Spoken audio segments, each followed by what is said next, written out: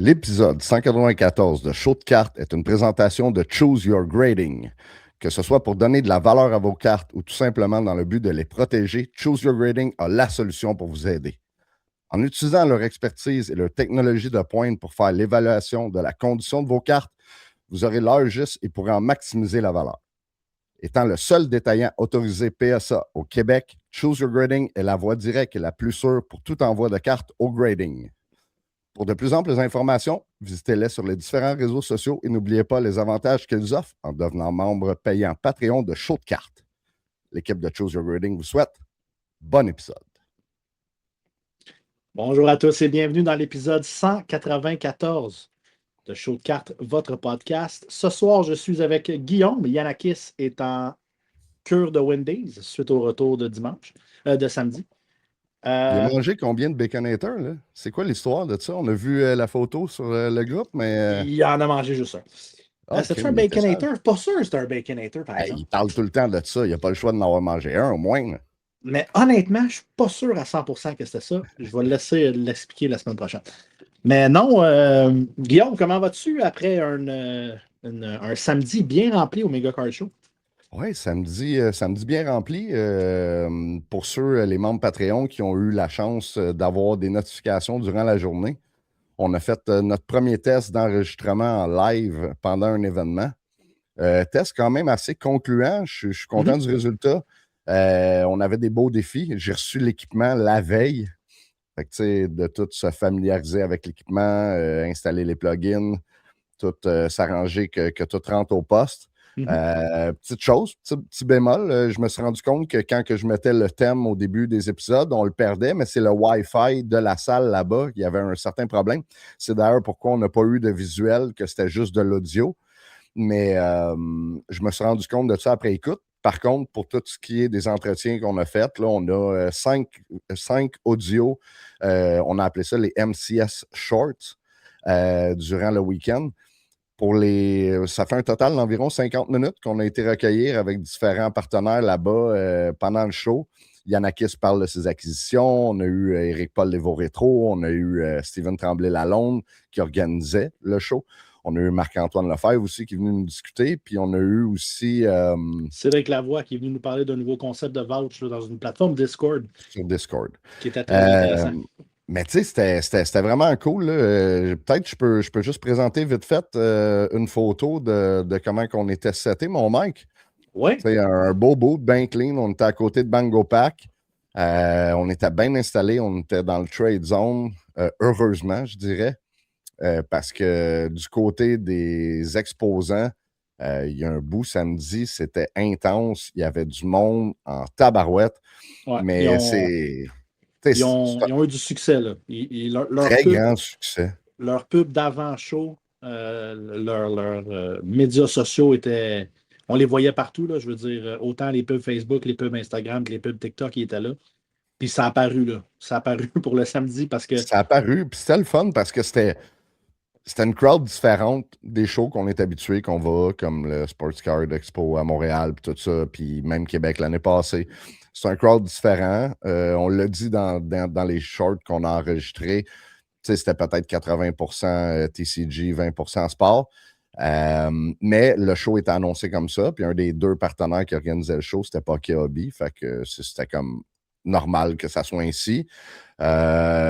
Honnêtement, comme premier show, c'est un beau problème que les organisateurs se retrouvent entre les mains parce qu'ils vont pouvoir prendre l'expansion dès l'année prochaine, lors du prochain événement. Steven a mentionné, quand j'ai fait l'entretien avec lui, qu'il y avait la possibilité d'avoir une deuxième salle au deuxième étage. Donc, peut-être faire une salle sport, une salle non-sport, ça serait peut-être intéressant aussi parce qu'on le voyait, il y a du monde quand il se rendait à notre booth, là, il disait « Ah, vous avez du hockey, ouais, vous avez du sport, tu sais. » Il était surpris de voir ça. Mais au final, ça a super bien été. Beau trade night. Les gens sont restés jusqu'à après la game de football le soir. On a fait un bon tirage. Il y a eu des beaux giveaways. On a rencontré des nouveaux auditeurs. Il y a un kid d'ailleurs qui est venu à la table. Là, puis j'ai eu une discussion avec lui et son père. Discussion super intéressante. Le kid, il était allumé. Ça n'avait pas de bon sens. Puis Je pense que ça risque d'être. Tu m'as parlé qu'on avait peut-être des nouveaux membres Patreon, là, mais ça se peut que ça Oui, soit on un en de a eu. ceux-là, là, parce que il avait l'air pas mal emballé par l'offre qu'on offrait en devenant membre Patreon payant. Mais somme toute, une note parfaite. Moi, je dirais pour ce show-là, là, Ouais, vraiment. rien à dire. Steven était on fuego, on peut dire. Ouais. La Puis tête partout. avec raison, je veux dire, ils ont C'est tellement mis de normal. travail pour que ce show-là réussisse, puis ça a été un succès total. On l'a vu même avant que le show débute. La file d'attente à l'extérieur était complètement hallucinante. Ça sortait quasiment jusque dans le stationnement à l'extérieur. Ouais. Ben oui. Euh, non, vraiment, ils ont réussi quelque chose qui est. Puis, tu sais, on s'en parlait par texto aujourd'hui là, avec d'autres shows qui ont été annoncés, puis tout, puis tu te dis, tu sais, les shows maintenant, c'est tellement contingenté. Il y en a à toutes les fins de semaine, 3 fois par jour, 3 fois par fin de semaine dans Mm. 3 villes différentes au Québec. Là, c'est Euh, rendu, avec ceux qu'on s'est postés dernièrement, là, c'est rendu quasiment qu'il y en a à tous les semaines. oui, puis de voir que le Mega Kart Show ont réussi comme ça, malgré le fait que, tu sais, déjà sur la rive sud de Montréal, il y a énormément de shows, de réussir ça un petit peu après Noël, chapeau, chapeau les gars, parce que vous avez vraiment créé une vibe qui était intéressante. Puis, tu sais, même, on en a parlé en char en revenant. Tu sais, Mhm. je suis quand même Ouais. parti à 4 heures du matin, puis je suis revenu à 1 h30. Là. Je te disais que la Ouais. dernière heure, je l'ai faite en chess avec les 2 fenêtres ouvertes. Là. Mais, tu sais, même Yanakis en parlait. Là. Il a vraiment trippé sur son expérience. Même si c'était 80% TCG, il a réussi à trouver des belles pièces Ouais, scellées. exact. Euh, C'était vraiment, vraiment, vraiment un beau show. Que dire de nos amis de Chooser Grading qui étaient loadés? Pauvre Joe qui était là tout seul toute la fin de semaine parce que la file était longue sur un moyen temps. Ouais. Même chose pour Eric Devo Retro. Zone Collection me disait qu'il a fait une pause là, dans les 2 premières heures du samedi. Là, c'était complètement fou. Donc, non, de voir le succès de ce show-là, c'est vraiment hot. Puis, gros shout-out à Steven puis Poké Hobby. Puis, mes sympathies à Ellie qui a vu la défaite de ses Bills durant le trade night. Oui. Puis, pour renchérir là-dessus, dans le fond, Steven revient avec les foires à partir du mois prochain. Oui, Pour les prochains mois, il va tenir la foire aux cartes au même endroit, au Holiday Inn à Longueuil, comme à l'habitude. Et semblerait que cet événement-là, le MCS, reviendrait plus vite que tard mhm. en été à Montréal. Donc, à suivre pour les annonces officielles, mais c'est quand même très intéressant. Puis, je voulais finir sur le show en mentionnant qu'on a reçu au show les Oui, fameuses valises Evo Retro X show de cartes. Puis d'ailleurs, ça, c'est un post qui avait été fait la semaine passée parce qu'on vous le rappelle, vous pouvez les commander sur le site d'Evo Retro directement. Il y a 2 bundles offerts par Éric-Paul Evo Retro, 2 bundles super avantageux qui bonifient.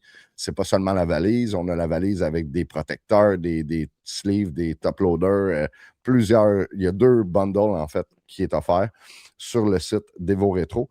Et on en avait à notre boat samedi. On en a vendu quelques-unes. On en a fait tirer 2 lors du trade night. On en a une aussi pour bien se représenter. Veux pas. Les valises sont parfaites, sont ah, magnifiques. La qualité est là. C'est le fun. Il y a des séparateurs dedans. C'est à numéro. C'est puis, A1.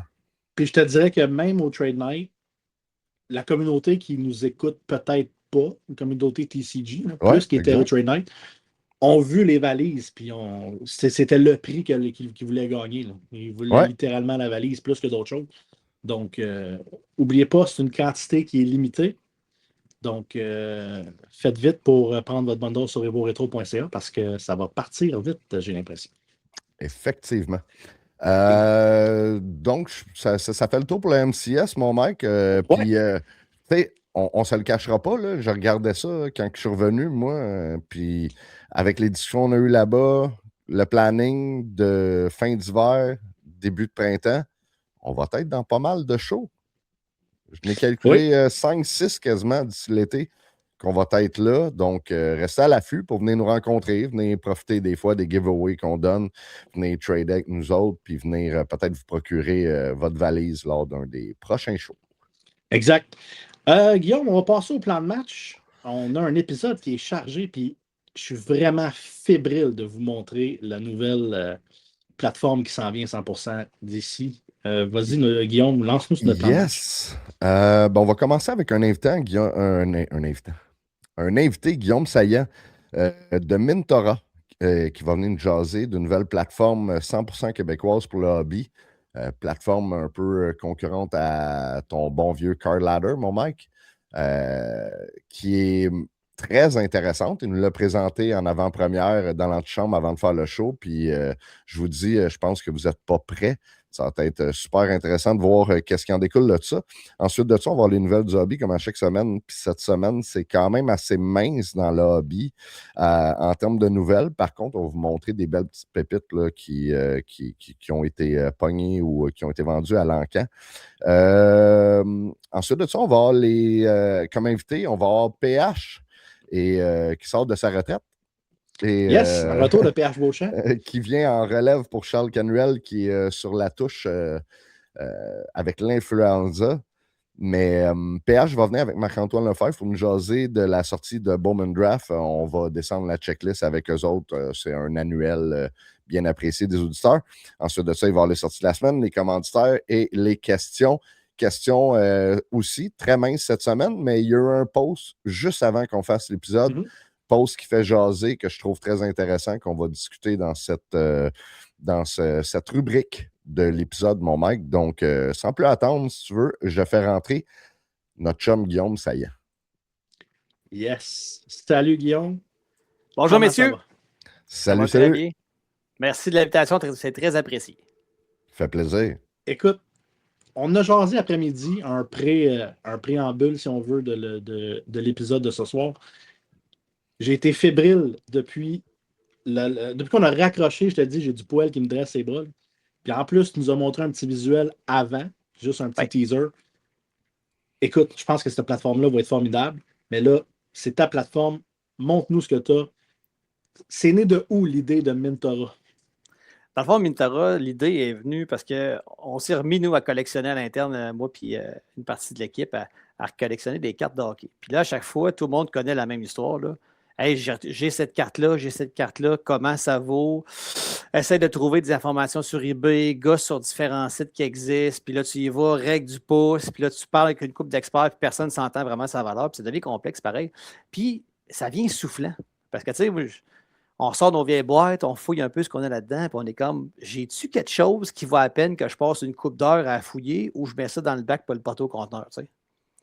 Fait que des fois, ça vaut la peine. On est assis sur des trésors et on ne le sait pas. Fait que là, à force de gosser, on s'est dit, regarde, on va faire de quoi qui sort de l'ordinaire. On va faire quelque chose qui permet de cataloguer les cartes de hockey, de connaître leur valeur en temps réel. Puis après ça, c'est parti. Ben, okay, quant à ça, on va faire une petite pour les classer, pour venir être capable de mieux les gérer, de se prendre des notes sur les cartes. OK, mais là, il faudrait qu'on puisse aussi partager notre compte Mintora pour présenter nos collections de cartes à d'autres personnes en public. Puis là, quand on va avoir du public, ben, on va faire ça un petit peu plus social. Fait que là, ça a parti d'un petit besoin gros de même. Puis là, on est rendu avec un paquebot vraiment, là, avec des fonctionnalités extraordinaires qui permettent aux gens, enfin, de bien catégoriser leurs cartes. On parle de cartes de hockey, mais ici aussi, là, parce que c'est important de savoir qu'on ne fait que de la carte de hockey. C'est un univers en soi. Donc, on peut venir scanner la carte.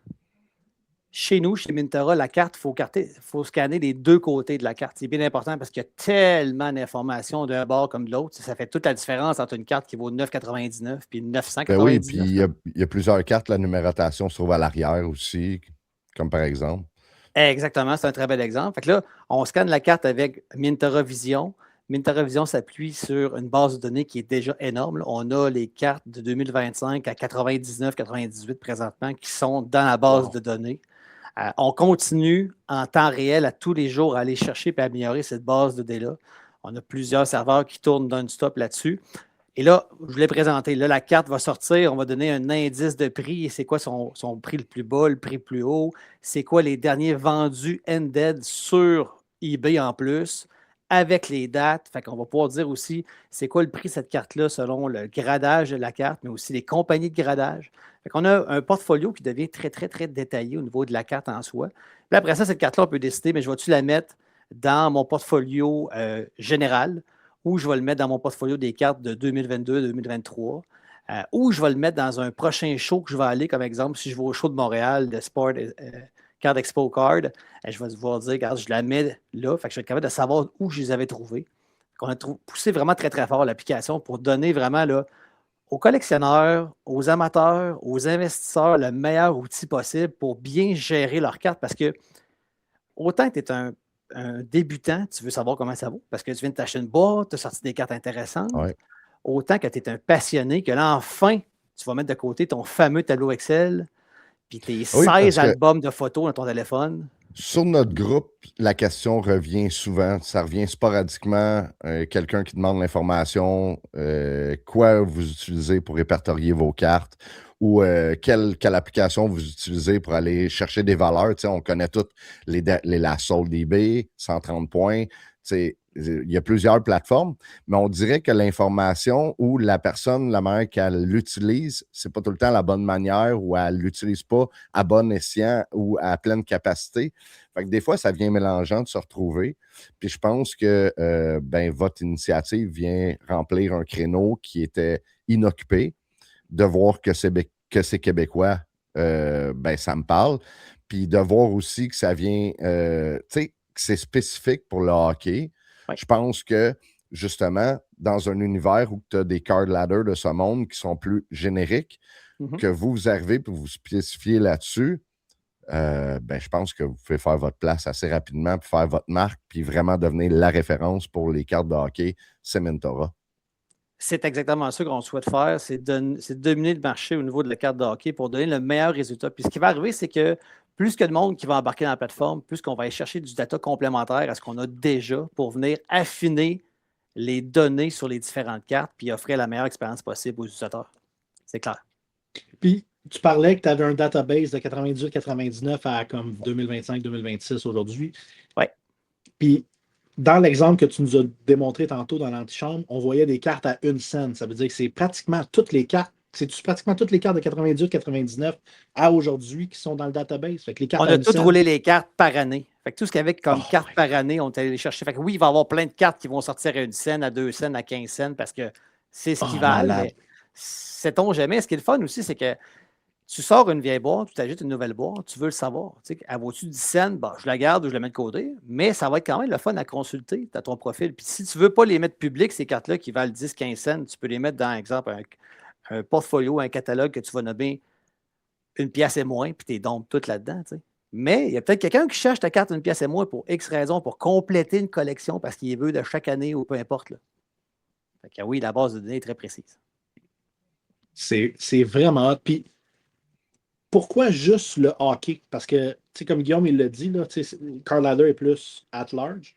Ouais. J'ai l'impression que vous avez choisi le hockey juste vraiment pour vous concentrer dans le créneau, mais on voit l'essor du TCG présentement qui est comme complètement débile mental. Je l'ai vu en fin de semaine au show. Donc, pourquoi vraiment se concentrer juste sur le hockey? Bien, premièrement, on a dit de se concentrer sur le hockey parce qu'il y avait des défis technologiques très intéressants et difficiles à atteindre. C'est-à-dire, premièrement, réussir à gérer une base de données que tu avais les deux côtés de carte. Donc, ça nous intéressait vraiment beaucoup. Mais aussi, c'est la précision qui va avec ça. Et là, déjà, réussir à bien maîtriser le hockey, c'est une complexité en soi. Fait qu'on s'est vraiment donné le créneau de dire, regarde, le hockey, là, c'est pas juste au Canada, c'est aux États-Unis, puis c'est partout dans le monde. Fait que si on fait quelque chose de vraiment bien, très, très bien, c'est l'objectif de Mintora. Fait qu'on va se concentrer sur le hockey pour donner la meilleure expérience. Puis, ce qui se passe aussi, c'est que c'est le fun de venir. Regarde, tu as des cartes de hockey, tu utilises Mintora. Tu as d'autres types de cartes, il y a d'autres applications qui sont super intéressantes également. Mais nous, on veut maîtriser vraiment le côté du hockey puis donner enfin l'outil aux passionnés, aux collectionneurs, puis aux investisseurs, la bonne plateforme pour venir gérer leurs cartes, voir la prise de valeur. Vous avez un peu les graphiques aussi, là, selon le portfolio qu'on a. Ouais. Donc, on peut voir, mon portfolio, il a pris 4 % cette nuit, il a perdu 8 %, peu importe. Puis on va le voir aussi, ça va être le fun parce qu'il va arriver plein d'événements. Fait que la valeur des cartes de hockey bouge beaucoup avec les événements aussi qui arrivent à tous les jours. Oui. Fait que ça va être un autre truc passionnant pour les utilisateurs également. Moi, j'ai une question. Tu sais, dans le fond, là, le lancement va se faire prochainement. On parle d'une plateforme web pour le moment. Peut-être que ça va devenir une app éventuellement. C'est le plan de match. Quand ça va être lancé, c'est comment que ça marche un peu, devenir membre? As-tu l'info à donner là-dessus? Oui, tout à fait. Mais écoutez, là, pour l'instant, il y a le site mintara.com qui existe, qui donne les détails sur la plateforme. La section pricing est disponible. OK? Mintara, ça coûte 8,99 par mois ou 69,99 par année. OK? Ben, présentement, les boutons d'achat ne sont pas disponibles parce que c'est uniquement sur invitation. OK? Et justement, on en a parlé ensemble. La première invitation unique est pour vous, les boys, c'est-à-dire que pour tous les gens qui sont dans votre Patreon payant, ils auront une offre unique. La voici. L'offre unique, c'est de devenir membre fondateur. Donc, ça va être en anglais, là, c'est les founders dans Mintara. Les gens chez vous qui vont acheter ce forfait-là qui coûte 69,99 vont ensuite avoir l'application gratuite à vie. Plus la mention fondateur dans l'application, dans le profil public également de la personne. Donc, et ça, il y en a uniquement 333 de ces personnes-là qui vont pouvoir venir en premier être les bêta-testeurs de la solution, parce qu'on le dit, on est encore en version bêta. On a besoin de la communauté de passionnés pour venir tester l'application avec nous en ligne, rentrer des cartes. On a une personne à temps plein chez nous qui s'occupe du service à la clientèle. S'ils ont des questions, des commentaires, s'il arrive des bugs, on veut le savoir le plus vite possible pour maximiser l'application puis leur donner vraiment un outil extraordinaire qu'ils vont adorer utiliser à tous les jours. Là. Donc, c'est l'offre unique qu'on fait à juste la gang de show de cartes. Puis on est vraiment content de la faire avec vous. Un gros merci pour cette offre-là. J'espère qu'il y a plusieurs auditeurs qui sont membres Patreon payants qui vont profiter de l'offre parce que je vous le dis, j'aurais aimé ça qu'on puisse présenter le visuel aujourd'hui, mais on aura la chance de te réinviter, Guillaume, puis de le présenter aux auditeurs. Par contre, pour donner un petit hint, c'est super, ça a l'air très intuitif, le visuel est beau. Moi, j'aime ça, là, comme je disais dans notre chambre, c'est dark un peu, les photos des cartes ressortent. Comme moi, quand je liste mes cartes sur eBay, je mets tout le temps, toutes mes cartes sont sur un made black quand je prends mes photos front, back. Donc, je trouve que ça me parle. C'est comme une continuité de comment moi je fonctionne. Puis, tu as mentionné aussi qu'on peut linker notre eBay puis avoir toutes nos cartes qu'on a à vendre sur notre eBay dans la plateforme aussi.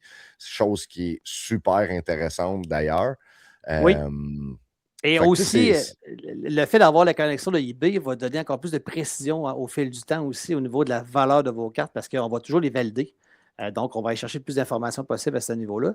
Et une fonctionnalité aussi qui est vraiment tripante, c'est que nous, avec Mintara, quand vous achetez une participation à l'application, vous devenez membre Mintara, vous avez automatiquement aussi un utilisateur pour la famille de plus. Donc, c'est comme pour 2 personnes en réalité un forfait. Quand vous devenez utilisateur de Mintara. Fait exemple, c'est pour un Family Member.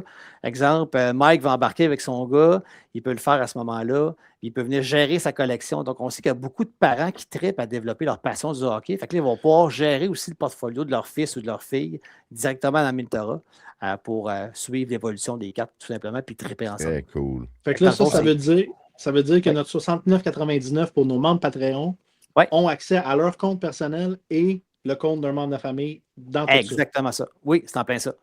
C'est le méga deal qu'on fait, là, puis ça passe juste une fois. Puis on va vous fournir, dans le fond, le lien pour devenir membre fondateur de Mintara. Ça pourrait être disponible là, dans les prochains jours. On s'attend capable de vous le livrer au début de la semaine prochaine. Il va y avoir des annonces qui vont être faites dans les prochains jours. On va faire des posts communs, toi et moi, là, sur le groupe Show de cartes pour ça. On va poster le lien directement sur le Patreon payant. Fait que c'est juste les membres payants qui vont être capables de voir ce link-là. Exact. Puis, écoute, moi, j'aurais quelques petites questions encore, vite, parce que, oui, comme je te dis, là, c'est hallucinant. On a vu les graphiques, on a vu... c'est quoi les fonctionnalités clés de Mintara? Tu sais, on a vu que tu peux scanner tes cartes, tu peux linker eBay. Mais Mintara, ça fait plus que ça. C'est comme gérer ton portfolio d'actions, c'est la même chose. C'est un peu le même principe, c'est que là, tu vas avoir ton dashboard qui te donne ton évolution de tes collections, de ta collection complète également, parce que tu peux dire, mais donne-moi juste comment ma collection de, disons, 2022-2023 vaut présentement, mais comment toutes mes collections des 10 dernières années que j'ai rentrées dans Mintara valent au total également. Fait que ces fonctionnalités-là vont être super simples. Mais on a aussi développé une fonctionnalité sur des besoins très précis au niveau de la participation dans les shows de cartes. OK? Donc, souvent, ce qui arrive dans les shows de cartes, puis vous m'arrêtez, je me trompe, mais les gens vont aller d'un kiosque à l'autre puis acheter des cartes. Puis les transactions, ils se passent vite. Fait que là, il y a une fonctionnalité que tu peux ajouter, exemple, un catalogue Show Montréal. Là, tu prends des photos de tes cartes, tu les rentres dans l'application, puis tu as une section notes pour dire, regarde, cette carte-là, je l'ai acheté à un tel, je l'ai payé avec un chèque, je l'ai payé cash, je l'ai payé tel prix. Puis tu mets ça là, puis après ça, tu es capable de démêler tes affaires rendues chez vous. Il faut prendre des petites notes sur un papier, un post-it. C'est ça, j'allais dire. Moi, je le fais, ça, mais Ouais. dans mes notes, dans mon sel. Ouais, Tout le long du show, j'écris, ah oui, j'ai vendu ça 30$, j'ai acheté ça 300$. Et quand j'arrive chez nous, je démêle le tout, tu sais. Mais c'est bon que ça fasse ça. Donc, ça permet de tracker, du moins, ici, c'est dans les cartes achetées qu'il faut pouvoir bien les gérer. Tu vois, tu me donnes des idées déjà, je vais parler avec l'équipe de production, là, si on peut pas faire quoi pour les cartes vendues. On brainstorm. On brainstorm en même temps, parce qu'on va la développer ensemble, ces petites fonctionnalités-là. On veut le savoir, l'input de la communauté. C'est pour ça qu'on va avoir les founders qui embarquent avec nous et qui nous donnent le plus d'informations possible pour qu'il y ait la meilleure application. Fait que, les fonctionnalités, c'est avoir accès, premièrement, à Mintara à vie avec une seule accès. Après ça, les scans des deux cartes, des deux côtés de la carte, c'est super important. On peut venir aussi changer l'information sur la carte si elle n'est pas bonne. On peut venir aussi également changer le prix. On peut venir voir les profils également des autres membres de Mintara. Et nous, on appelle ça, dans le fond, du repêchage. Là. Tout le branding est fait autour du hockey, bien sûr. Puis c'est pour ça qu'on s'amuse beaucoup avec le hockey également.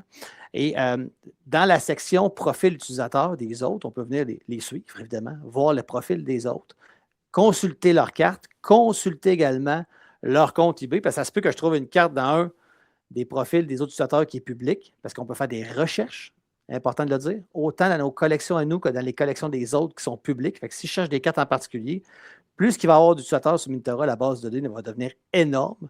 Fait que dans le fond, on peut décider si notre collection ou une partie de notre collection, on veut qu'elle soit publique ou privée. Un coup qu'elle devient publique, elle tombe dans la banque de recherche at large de quelqu'un qui veut faire une recherche d'une telle carte, peut tomber sur nos cartes de cette manière-là sans nous connaître. Exemple, j'ai besoin d'une Crosby Young Gun PSA 10. Yes. Je suis capable de voir tous les utilisateurs qui l'ont. Est-ce que je peux communiquer avec l'utilisateur et dire, hey, ta carte m'intéresse? C'est une fonctionnalité qui est prévue dans le temps. Pour l'instant, elle ne l'est pas encore. Puis c'est pour ça, justement, que nous, pour que la transaction se fasse de façon sécuritaire, ça va se faire sur eBay. Fait que, si la Crosby est dans sa collection, elle n'est peut-être pas à vendre. Mais tu peux aller voir ces autres cartes qui sont à vendre. Et peut-être que la Crosby est là, puis tu pourras avoir une communication sécurisée avec ça. Parce que la transaction, c'est important que ça reste dans eBay. Oui. OK. Bien d'accord. Deux petites questions. On a fait le tour pour les membres Patreon. Je pense que c'est une offre qui est ultra, ultra généreuse. On a une communauté de collectionneurs plus que de. Puis tu sais, on a. Je ne sais pas si tu as eu le temps de regarder un peu notre groupe dernièrement, mais il n'y a pas d'haters. C'est un groupe d'entraide, c'est un groupe de collection, c'est un groupe de gens qui connaissent le hobby, qui fait longtemps qu'ils collectionnent, autant les débutants que les anciens. D'avoir l'opportunité pour eux autres de se joindre à Mintara pour un one-time payment pour la vie, c'est complètement hallucinant. Mintara, là, ça s'adresse à qui exactement? Parce que, comme je te dis, on a toutes sortes de collectionneurs, des débutants, des pros, on a toutes sortes. Donc, Mintara, c'est excusez-moi le terme, mais c'est-tu idiot-proof pour tout le monde? C'est l'objectif. C'est vraiment simple-proof pour tout le monde. C'est fait pour les amateurs, donc ceux qui commencent, qui ont quelques cartes, puis qui veulent peut-être avoir la vraie piqûre. Parce que quand tu commences à scanner des cartes, puis tu te rends compte, t'as peu, là. Je suis rendu à 800$ de valeur, puis j'ai juste scanné 12 cartes. Qu'est-ce qui se passe? J'ai peut-être manqué quelque chose. Donc, tu sais, pour les débutants, c'est parfait. Pour les passionnés, c'est encore mieux parce que eux, ils vont aller gérer des catalogues, ils vont se créer des listes, ils vont aller vraiment plus loin dans l'utilisation parce qu'ils ont besoin de ça, autant personnellement que pour les shows. Puis c'est bon aussi pour ceux qui ont des business en passant de venir mettre en ligne leur collection si quelqu'un veut les acheter. Puis c'est aussi bon pour les investisseurs, ceux qui traitent juste ces grosses cartes-là. Il y a du monde qu'on va apparaître de plus en plus dans le domaine du hobby qui sont des acteurs, des comédiens, des joueurs de hockey, des sportifs puis qui vont ouvrir des cartes à gauche et à droite. Puis là, ils se trouvent avec des grosses cartes entre les mains, mais eux, ils veulent aussi les gérer puis avoir tabarouette, ma carte a pris de la valeur parce qu'à tous les jours, tu ne le sais pas. C'est quand même le fun. Tu vas avoir ton portfolio oui, c'est le fun à tous les jours. Regarder ça, suivre ça. Tu sais, on est pas mal à avoir un peu de crypto, un peu de ci, un peu de ça. Puis là, c'est une autre manière de suivre notre collection. Puis, tu sais, ça reste que pour plusieurs. En fait, comme Mike l'a dit, on a tous les types de collectionneurs dans notre groupe. Mais pour plusieurs, ça reste, même si c'est une collection puis que tu veux pas vendre, c'est quand même un certain investissement que tu as. Fait que c'est une bonne manière de suivre ton investissement au fil du temps puis en temps réel. Tu sais, c'est ça qui est vraiment cool. Là, tu sais. Puis c'est cool que tous les collectionneurs sont servis avec ça dans le sens qu'il y en a qui collectionnent juste les sets de base 21, 22, série 1, série 2, Extended. T'es quand même si ça vaut 10 cents la carte de base, puis tu as le set complète, 500 cartes, ben, tu es capable quand même de voir si le set en tant que tel augmente, puis fructifie, puis c'est ça qui est cool. Fait que, il n'y a pas de discrimination de cartes là-dedans, là. C'est que toutes les cartes sont sur le database, puis amusez-vous avec ça, puis that's it, là. Exactement ça. C'est un bel exemple. Très bel exemple de l'utilisation de tous les gens. Débutants, passionnés, collectionneurs, investisseurs vont trouver leur fin avec Mintara, c'est sûr certain. Puis, avant de te laisser, la vision à long terme de Mintara, je sais que tu parlais qu'on brainstormait tantôt avec les options vente de cartes, tout, là. Je sais que tu parlais que tu voulais qu'une application, aussitôt que ta plateforme web va être vraiment rodée comme il faut. Oui. Mais qu'est-ce qu'on peut souhaiter pour Mintara dans le futur? Souhaiter pour Mintara de devenir le leader du trading card dans le hockey. C'est ça qu'on veut faire. Donc là, on va commencer avec l'application qui est web avec nos founders. On va avoir leur input, on va travailler sur des bonnes choses et c'est déjà planifié là, que ça devienne une application pour Apple puis aussi pour Android par la suite. Là. C'est juste que dans le modèle d'affaires, c'est qu'il faut qu'on le travaille en ligne pour après ça le propulser de la bonne façon. Fait que ça, c'est la prochaine étape. Mais c'est sûr, certain qu'on va avoir beaucoup de fun. Puis on va se voir aussi parce qu'on va être dans les prochains shows de cartes qui s'en viennent également. On est en train de planifier le tout pour rencontrer les gens. On va avoir un beau kiosque pour rencontrer des personnes. On va avoir un outil pour permettre aux gens de tester sur place un kiosque pour tester des cartes puis scanner directement avec Mintara. Donc, on veut que ce soit un peu partout, autant dans les magasins de cartes qui vont s'en servir pour trader des cartes avec les clients, que les passionnés vont se parler entre eux, que ça va se passer dans les shows également. Donc, on veut que le monde trippe. Puis, on le sait, là, c'est comme la bourse, ça devient une passion. Fait qu'on a enfin un outil qui réunit tout le monde. Mintara, c'est là, dans le fond, pour multiplier la passion des gens avec les cartes de hockey. J'aimerais te remercier, Guillaume, d'avoir pensé à la communauté Show de cartes pour devenir tes founders et tes testeurs de la plateforme bêta. Merci de la confiance. Ben oui. Oui, un gros merci de la confiance. Les auditeurs, on le répète, là, à partir de début de la semaine prochaine, lundi ou mardi, le lien sera sur le Patreon payant. Oui. Vous vous connectez, one-time fee, that's it, that's all. Tu es rendu utilisateur de Mintara à vie. Puis, en plus de ça, tu peux donner ton input aux personnes qui vont recevoir tes feedbacks. Puis, la gang de Guillaume va pouvoir améliorer leur plateforme avec tes inputs à toi. Donc, profitez-en, là. C'est vraiment une belle offre que les gars de Mintara sont en train de nous offrir, là. C'est là que ça se passe. C'est notre premier lancement avec vous. Et, après ça va être officiel différemment. Puis après ça, ça va être un lancement dans un show. Mais on est super contents. Puis merci à vous, les gars. C'est très apprécié cette plateforme-là parce qu'on sait que vous avez des passionnés derrière vous. On a entendu parler par d'autres personnes. Puis on est vraiment content d'avoir cette opportunité-là. Ça va être gagnant-gagnant pour toute la communauté du hobby qui tripe ses cartes d'hockey. Ben, ça fait plaisir, Guillaume. Merci de ton passage. Puis, petite demande spéciale, là, quand on va se voir en vrai, là, moi et Mike, on va te demander une casquette. Ça va me faire plaisir. On va en avoir dans les prochains shows. Je vais même vous dire. Je la trouve bien belle, puis on a tout le temps une casquette sur la tête.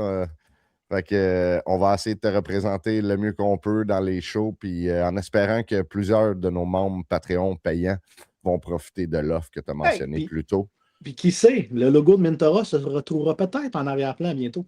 Qui sait? Ah, il y a des bonnes chances. Il y a des très bonnes chances, messieurs. Je vous souhaite un super bon podcast. Merci encore pour l'invitation. C'était un plaisir.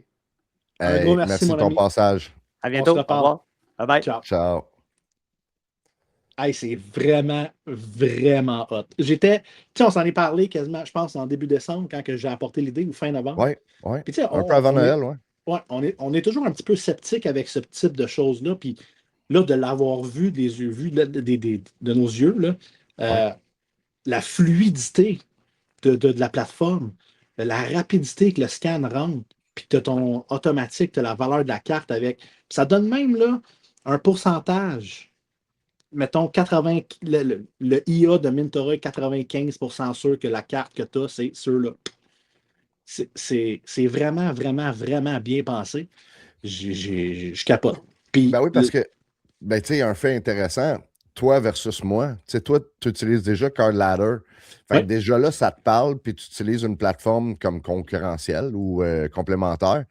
Puis tu le vois déjà, la différence entre les deux plateformes. Fait que tu peux voir certains features ou le look ou comment la clarté de l'information ou que c'est plus friendly user, leur plateforme à eux, versus moi qui n'a jamais utilisé Card Ladder. Puis là, il me le vend comme ça. Moi, ça vient me parler, ça m'intéresse automatiquement. Quelqu'un qui n'utilise pas ça, ben comme je suis un néophyte, je connais pas ça, puis là, je vais rentrer dans Danse, on va tester la plateforme, puis ça serait le fun, comme je dis, que la plupart, en fait, que plusieurs personnes embarquent, profitent de ce stuff-là, puis qu'on s'en parle dans la communauté, puis qu'on essaie de la faire. Tu sais, on a l'opportunité de pouvoir être au balbutiement de peut-être de quoi qui va prendre de l'ampleur énormément dans le hobby dans les prochaines années. Le hockey, on parle souvent du terme room to grow, là, mais le room to grow du hockey dans le hobby, il est énorme. Il est énorme face aux autres sports. Puis il s'applique dans ce genre de plateforme-là aussi. Parce qu'il n'y en a Totalement. pas qui existent pour le Exact. hockey. Juste le hockey. Tu sais, j'ai Collector, j'ai Card Ladder. Puis évidemment, c'est des créneaux qui sont différents. J'ai une collection de basket, j'ai une collection de TCG. Fait que c'est des créneaux qui sont différents. Mais à le voir surfer sur sa plateforme en antichambre tantôt, puis je faisais le test, puis j'avais mon Card Ladder sur mon application. Là. Puis mettons, pour trouver un prix que j'avais besoin sur Card Ladder, c'était plus vite de trouver son prix sur sa plateforme que sur Card Ladder que ça sortait. Puis de trouver la bonne carte, il faut que tu rentres les bonnes choses. Tu scannes une carte, c'est pas tout à fait la même affaire. Oups, l'image n'était pas bonne, il faut que tu replaces comme il faut ta carte pour avoir le bon outil. J'ai vraiment, vraiment, vraiment hâte de voir le produit final. J'ai hâte qu'ils reviennent aussi pour qu'ils le présentent à la communauté. Mais ça, on va faire des posts cette semaine avec probablement des screenshots. Mais le fait qu'ils offrent ça à notre communauté, un one-time payment, puis t'es membre Mintora à vie, tu n'as plus besoin de payer pour rien. C'est ça, là, c'est hallucinant. Parce que pensez-y 30 secondes. 69,99 à vie. Card Ladder, là, c'est 25,99 par mois. Puis ton 25,99, c'est US? Non, canadien. OK. C'est 17,99 US par mois. Là, par mois, pas à vie. Ouais. Par mois. Fait que tu l'utilises pendant 20 ans, fais le calcul. Là. Ton 69,99, là, il est pas mal rentable. Donc, non, je suis fébrile. En plus, ça donne le droit d'avoir 2 comptes associés à ton compte. Oui. Fait que. Vraiment intéressant. Yes. Guillaume, lance-nous sur les nouvelles du hobby. Yes, sir, mon homme. Dans les nouvelles du hobby, on le sait présentement, là, chez Golden Auction, on a la fameuse carte Illustrator de Logan Paul qui est en auction présentement, qui est déjà rendue la carte officiellement la plus haute à avoir jamais été vendue. D'ailleurs, l'auction n'est pas finie. Et lors de cette auction-là, on a vu aussi qu'il y avait des booster box. Corrige-moi si je me trompe, Mike, c'est comme ça que ça s'appelle. En fait, il y a plusieurs booster box de First Edition qui sont vendus au pack durant l'auction. Puis, ils ont décidé de bonifier l'offre. En fait, qu'est-ce qui arrive, c'est que quand que tu bides sur un de ces paquets-là, qui sont vendus par paquet, justement, il y a une expérience ultime qui est offerte par Golden. C'est écrit en anglais pour ceux qui sont au visuel, là, mais chaque personne qui gagne un paquet va être invitée à aller joindre l'équipe de Golden à leur HQ au New Jersey avec une personne de leur choix le 15 février 2026 pour ouvrir. Ça va être un break en personne. Les personnes qui vont ouvrir leur paquet vont pouvoir avoir comme une présentation spéciale. Ils vont être mentionnés. Si c'est un magasin ou une personne notable ou quoi que ce soit. Si tu pognes une carte holofoil puis tu l'envoies par l'entremise de eux à PSA et qu'à grade 10, à ce moment-là, tu vas pouvoir la mention Logan Paul Break sur ton tag de ta carte gradée PSA qui, des fois, peut-être peut rajouter une certaine valeur dans le temps pour se rappeler de cet événement-là. Puis, ça inclut aussi un repas et tout avec l'équipe de Golden après l'encan. D'ailleurs, pour montrer des exemples présentement de ces paquets-là qui sont mis à l'enchère, on peut le voir. Paquets qui vont finir définitivement plus haut que ça. Mais présentement, là, pour donner un exemple, là, il y en a un paquet qui est à 2600 $, un autre à 2800 $ avec entre 36 et 40 bids par paquet. Ça, c'est sûr et certain que c'est plus le buyer premium, mais quand même, c'est quand même cool qu'ils font cette offre-là, puis qu'ils bonifient l'offre. J'ai comme l'impression que ça l'inclut la rencontre avec Logan Paul, qui avait dit qu'elle allait être là pour remettre la carte en personne à la personne qui allait acheter sa carte. Donc, ça va être le fun de suivre ça. Il y a plusieurs booster box de plusieurs paquets. Donc, c'est un gros événement qu'ils organisent là, pour ouvrir ça en live le 15 février 2026 prochain. Ça peut-tu être un genre de shield bidding déguisé, dans le sens que ce ne sera pas un comparable qu'on va pouvoir utiliser pour vendre tes First Edition packs, là? Non, je ne penserais pas. Tu sais, il mousse pour. C'est plus un événementiel, tu sais. Je pense que c'est plus événement que d'autres choses. Mais tu sais, il mousse C'est quoi un tu veux événement. dire par ton shield bidding Ben, dans c'est ce cas-là? parce qu'il mousse un événement. Tu sais, d'habitude, souvent sur des affaires comme ça, c'est que tu Ouais, mousses un événement, puis les fonds vont à une œuvre de charité ouais, ou peu ouais, importe. OK. Mais là, littéralement, les fonds n'iront pas dans une œuvre de charité. Puis on s'entend, le prix d'un booster pack, First Edition, va sortir à probablement 25, 30, 40% de plus que le dernier vendu à cause de cet événement-là. Fait que ça vient comme créer un faux comparable, si on veut, là, d'un First Edition pack, là. Je suis d'accord. Par contre, ils vont être ouverts, tu sais. Fait que, tu sais, c'est comme un événement en soi. C'est comme si tu embarquais dans un break premium, si on veut. Ouais. Mais c'est quand même intéressant de voir qu'ils font ça. Puis on le sait, là, tu sais, le Pokémon est c'est très populaire. Mais les valeurs, j'ai écouté le podcast que j'étais pas la semaine passée. Puis on entendait Francis Cormier dire qu'il y avait quand même une certaine drop dans les prix du Pokémon dernièrement. Ouais, une correction. Donc, c'est ça. Donc, de voir un événement comme ça, puis Mais une correction dans le moderne, dans le vintage, je te dirais que tout est encore en hausse. ça garde toute la valeur. Ouais. En tout cas, ça va être très intéressant de le voir. Je le rappelle, 15 février 2026 prochain. Moi, j'ai Autre hâte de voir sa nouvelle. carte à combien elle va finir. Pour vrai, là, plus je lis là-dessus, plus je Ouais, pense c'est que ça ça, va je tenir vous dans le écoutais, 10-12 il y avait millions. des guests, 7, toi tu disais 12 à peu près. Ouais, Faut pas oublier, là. La carte, elle a une histoire en arrière de ça. C'est quand même la carte qu'il y avait au cou quand il est arrivé à son premier WrestleMania Oh, oui, dans exact. le WWE, là. Oh, oui. Fait qu'il y a une histoire derrière la carte plus que la valeur de la carte, là. Fait que j'ai l'impression que ça va être un premium puis qu'on risque de voir. Tu sais, puis même s'il y en a qui disent qu'il n'y a pas PSA 10 avec les nouveaux standards d'aujourd'hui, anyway, c'est la seule qui existe. Renvoie pas ça, là. Elle est déjà 10. Je vois pas Totalement. l'acheteur dire peux-tu me prouver qu'elle existe? C'est la seule qui existe, Big. Laisse-la de même. Mais oui, c'est sûr qu'elle va finir. J'ai hâte de voir. Il reste quoi, une vingtaine de jours à peu près? 25 jours? Environ. Ouais, c'est ça. C'est pas mal proche de la date que j'ai dit. Ouais. Autre nouvelle, mon Mike, il y a une superbe, tu sais, on le sait, les Olympiques s'en viennent très prochainement. Il y Oui. a une superbe carte de Shaun White qu'on a vu apparaître. Une 1 de 1 dans Topps.com qui provient de ses pantalons utilisés aux Jeux Olympiques de 2022. C'est le fun de voir ça. Je suis déçu un peu qu'on n'ait pas de produits du Canada comme ça. Tu sais, on a Team Canada au hockey, féminin, le junior et tout ça. Mais d'avoir un produit olympique canadien, je suis déçu que les compagnies de cartes n'aient pas la licence pour en produire. Par contre, Topps a la licence pour produire ces cartes-là avec l'équipe américaine. C'est un bel exemple qu'on va retrouver dans le produit. Carte qui est très cool, qui risque d'être très prisée aussi parce que ce n'est pas des pièces de memorabilia qu'on voit souvent passer. Mm-hmm.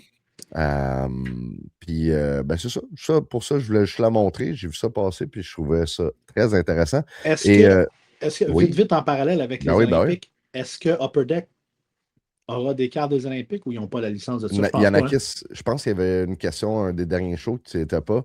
Puis Yanakis avait dit que non. Il n'y a pas de licence, il n'y a pas de carte qui allait être produite en Parce qu'il va y relation. avoir des cartes des Four Nations dans Hey, écoute, Four Nation, il va en avoir dans OPC qui sort dans 2 Exact. semaines. OPG, Il va en c'est ça. avoir dans SP Game News. Mhm. Puis il va en avoir aussi dans. Puis là, j'ai un blanc. Il va en avoir dans un autre produit. Ça veut dire que Euh, si ils ont dans ces produits-là, ils ont quand même les licences des pays. Là. Je veux dire, la Finlande, la Suède, les États-Unis. oui, mais ça reste un événement organisé par la NHLPA. Fait Mais que ils ont c'est besoin pas la quand même des même. logos. Là, ils ont Ils ont besoin de la licence de pour. l'Olympique, oui, ça, je suis C'est d'accord. ça, tu sais, avec le CEO. Fait que c'est autre chose. Mais c'est ça. Donc, puis dernière petite nouvelle, je voulais montrer la vente record qui a été effectuée la semaine passée chez nos amis de Slab Shark. Carte iconique de 90-91 Pro 7.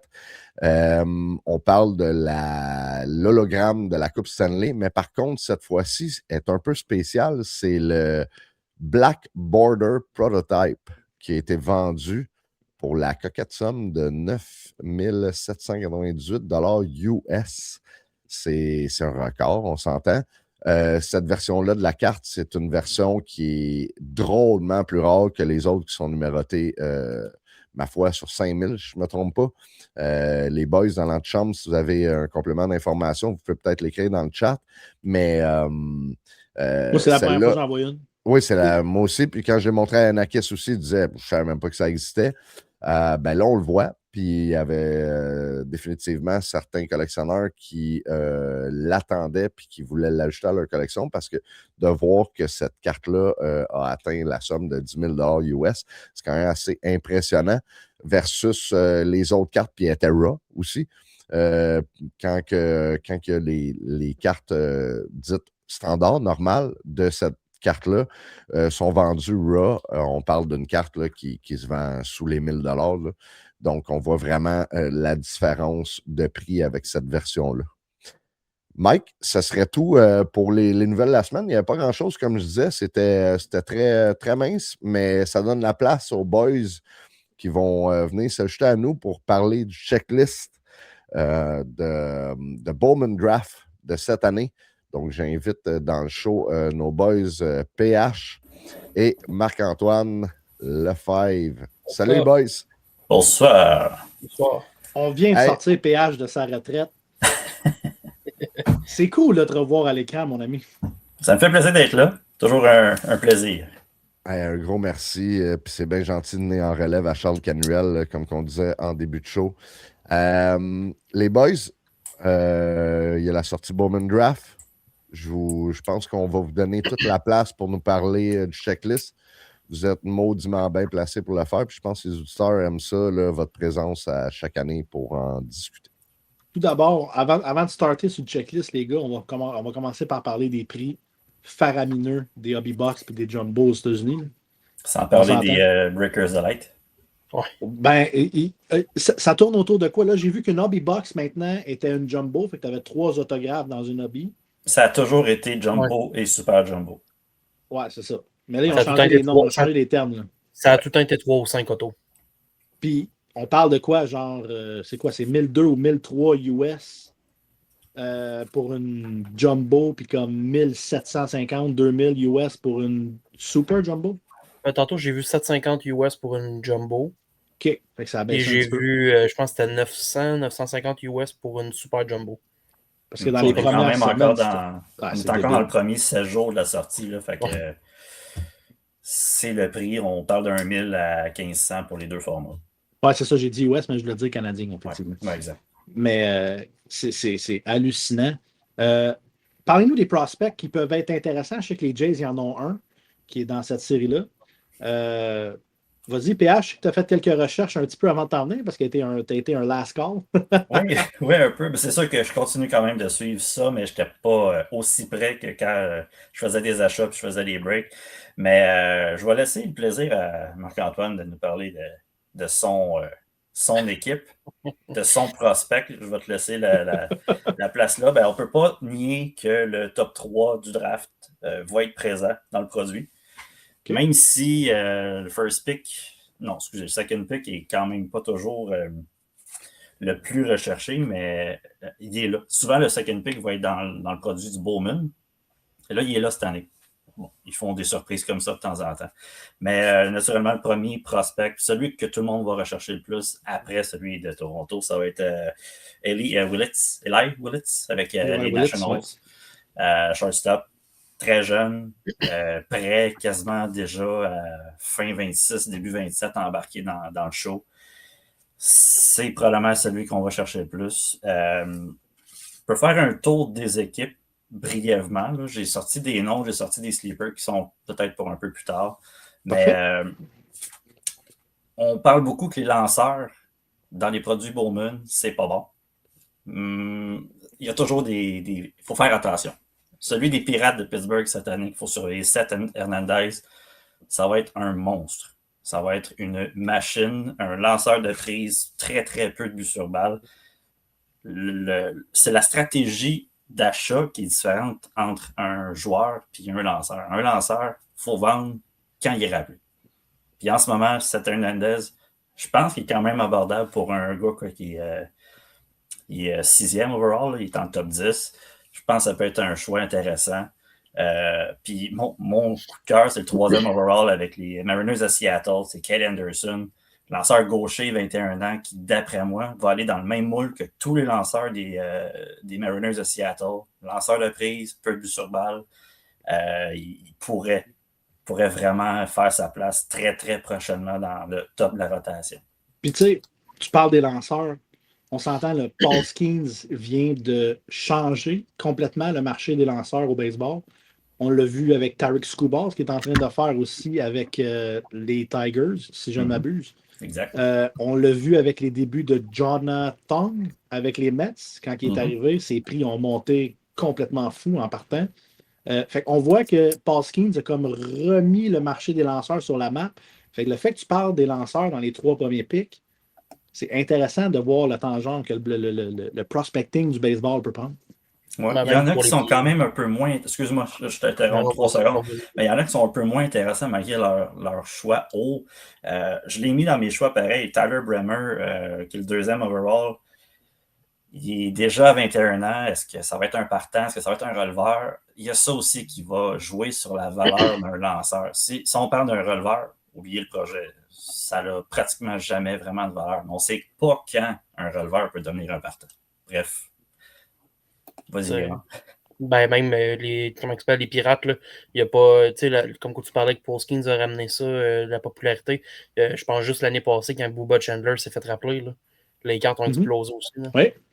Fait que c'était juste ça la petite nuance que je voulais apporter, là, c'est que les Pirates, malgré que on appelle ça un poverty franchise, là, ils signent jamais personne et tout ça, je dois avouer que leur marché est assez solide pour les cartes. Là. De plus en plus de grosses cartes qui se vendent là, puis le marché a l'air de les aimer beaucoup. Olivia aussi il contribue, mais.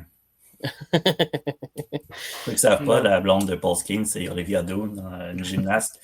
Elle fait attirer un peu les foules aussi masculines. Je pense que tout le monde le sait qui est la blonde de Paul Skeens. Elle a un net worth aussi gros que le 3/4 du club des Pirates. Fait que...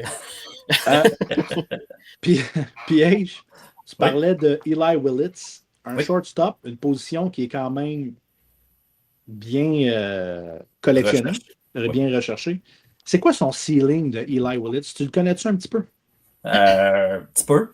C'est sûr que first overall, le ceiling est toujours, disons, pas garanti. C'est pas une garantie. Les first picks ne sont pas toujours des. On ne parle pas d'Alexandre Daigle, par exemple, au hockey. Là, c'est une blague à part. Là. Mais de lui, on parle vraiment d'un joueur qui a tous les outils. Il est très jeune. C'est vraiment une question de savoir comment il va s'adapter. Là. Il est prêt à jouer. Fait qu'un shortstop dans une jeune équipe qui est en reconstruction en fait, depuis déjà quelques années. Parenthèse, les Nationals, ils n'ont jamais eu peur de faire des gros échanges. Je suis d'accord. Ils se sont débarrassés de Juan Soto. Ils Bryce sont allés Harper, chercher plein de joueurs jeunes. C'est bien pour une équipe de grandir puis que ces jeunes-là, on fait juste regarder Toronto, là, ils ont eu beaucoup de bons joueurs dans le temps puis tout ça, mais ils ont eu tellement de bons jeunes joueurs issus du draft ou d'échanges qu'aujourd'hui, l'avenir est prometteur. Là. On parle d'une manche, là, puis c'est une série mondiale à Toronto. Là. Puis je vais laisser Emma tout de suite parler du joueur en question, là, parce qu'on ne peut pas le passer sous silence. Jojo Parker. Parle-nous de Jojo Parker, Marc. Après ça, je sais que PH va terminer aussi sur le fond en comble de la checklist. Puis tu vas avoir certaines valeurs de prix déjà qui sont sorties vu que le produit est sorti depuis une semaine. Mais parle-nous de Jojo Parker parce qu'on voit les prix des breaks présentement. Puis les Blue Jays, c'est quand même une des équipes qui est le plus recherchée dans les breaks à cause de Jojo Parker. Fait que parle-nous un peu de ce joueur-là. Écoute, lui aussi, c'est un shortstop, mais dans son avenir, c'est pas exclu qu'on pourrait l'utiliser au deuxième but ou au troisième but aussi.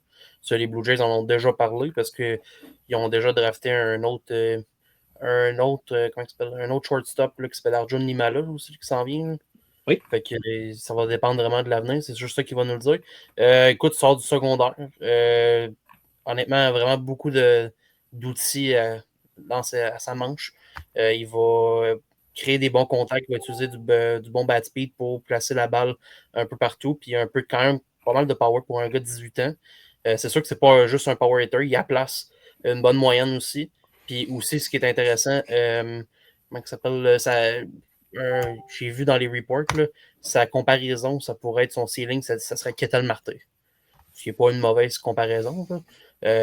Marte qui s'est promené un peu partout aussi au début au champ. Mais écoute, ça va dépendre de ses habiletés défensives si on le place dans l'infield ou peut-être le déplacer dans le champ. Mais je suis pas mal sûr qu'ils vont le faire jouer dans l'infield. Si c'est pas shortstop, ça va être au 2 ou au 3, comme je disais. Surprenamment, les prix de ce joueur-là sont, moi, je dis absurde parce que je ne suis pas prêt à payer autant pour ce joueur-là. Combien ça tourne pour le fun après une semaine de sortie? La base auto, c'est en 400$. US? On est vu autour de 300, 250-300. C'est sûr que l'effet. Non, mais c'est en canadien. Okay. Ouais, c'est ça, moi aussi. Ouais, en dollars canadiens. Ouais. OK, c'est ça. C'est fou. Puis les numérotés, on n'en parle même pas. Là, la sur 5 viennent de se vendre 10 425$. Wow. Fait que, c'est quand même assez intense. Là. Le dernier que j'ai vu qui se vendait aussi cher que ça, c'était Vlad à Toronto. Là. C'est vrai. C'est vrai. Ils sont excités, les gens sont excités. Puis c'est pas juste le marché de Toronto qui est excité, j'ai l'impression. Avec la dernière série mondiale, j'ai l'impression qu'il y a beaucoup plus les yeux sont beaucoup plus rivés sur les Blue Jays qu'ils l'étaient avant. C'est plus le Canada Steam que le monde ignorait. Là. C'est vraiment, on le voit, là, les free agents sont arrivés cette année. Là. Puis oui, il y en a qui n'ont pas signé, genre Carl Tucker. Sauf qu'on a des gars comme Dylan Cease puis Okamoto qui ont signé, puis qui avant ça, on finissait tout le temps deuxième pour ces gars-là. Là. Oui, c'est vrai. C'est vrai que les Blue Jays sont sur la map. C'est vrai aussi qu'il y a un mouvement de haters envers les Dodgers présentement, que c'est comme tout le monde contre les Dodgers. Fait que c'est peut-être ça aussi qui a fait raviver la vibe, mais le fait de voir un prospect des Jays qui est quasiment une tête d'affiche dans le produit, c'est intéressant.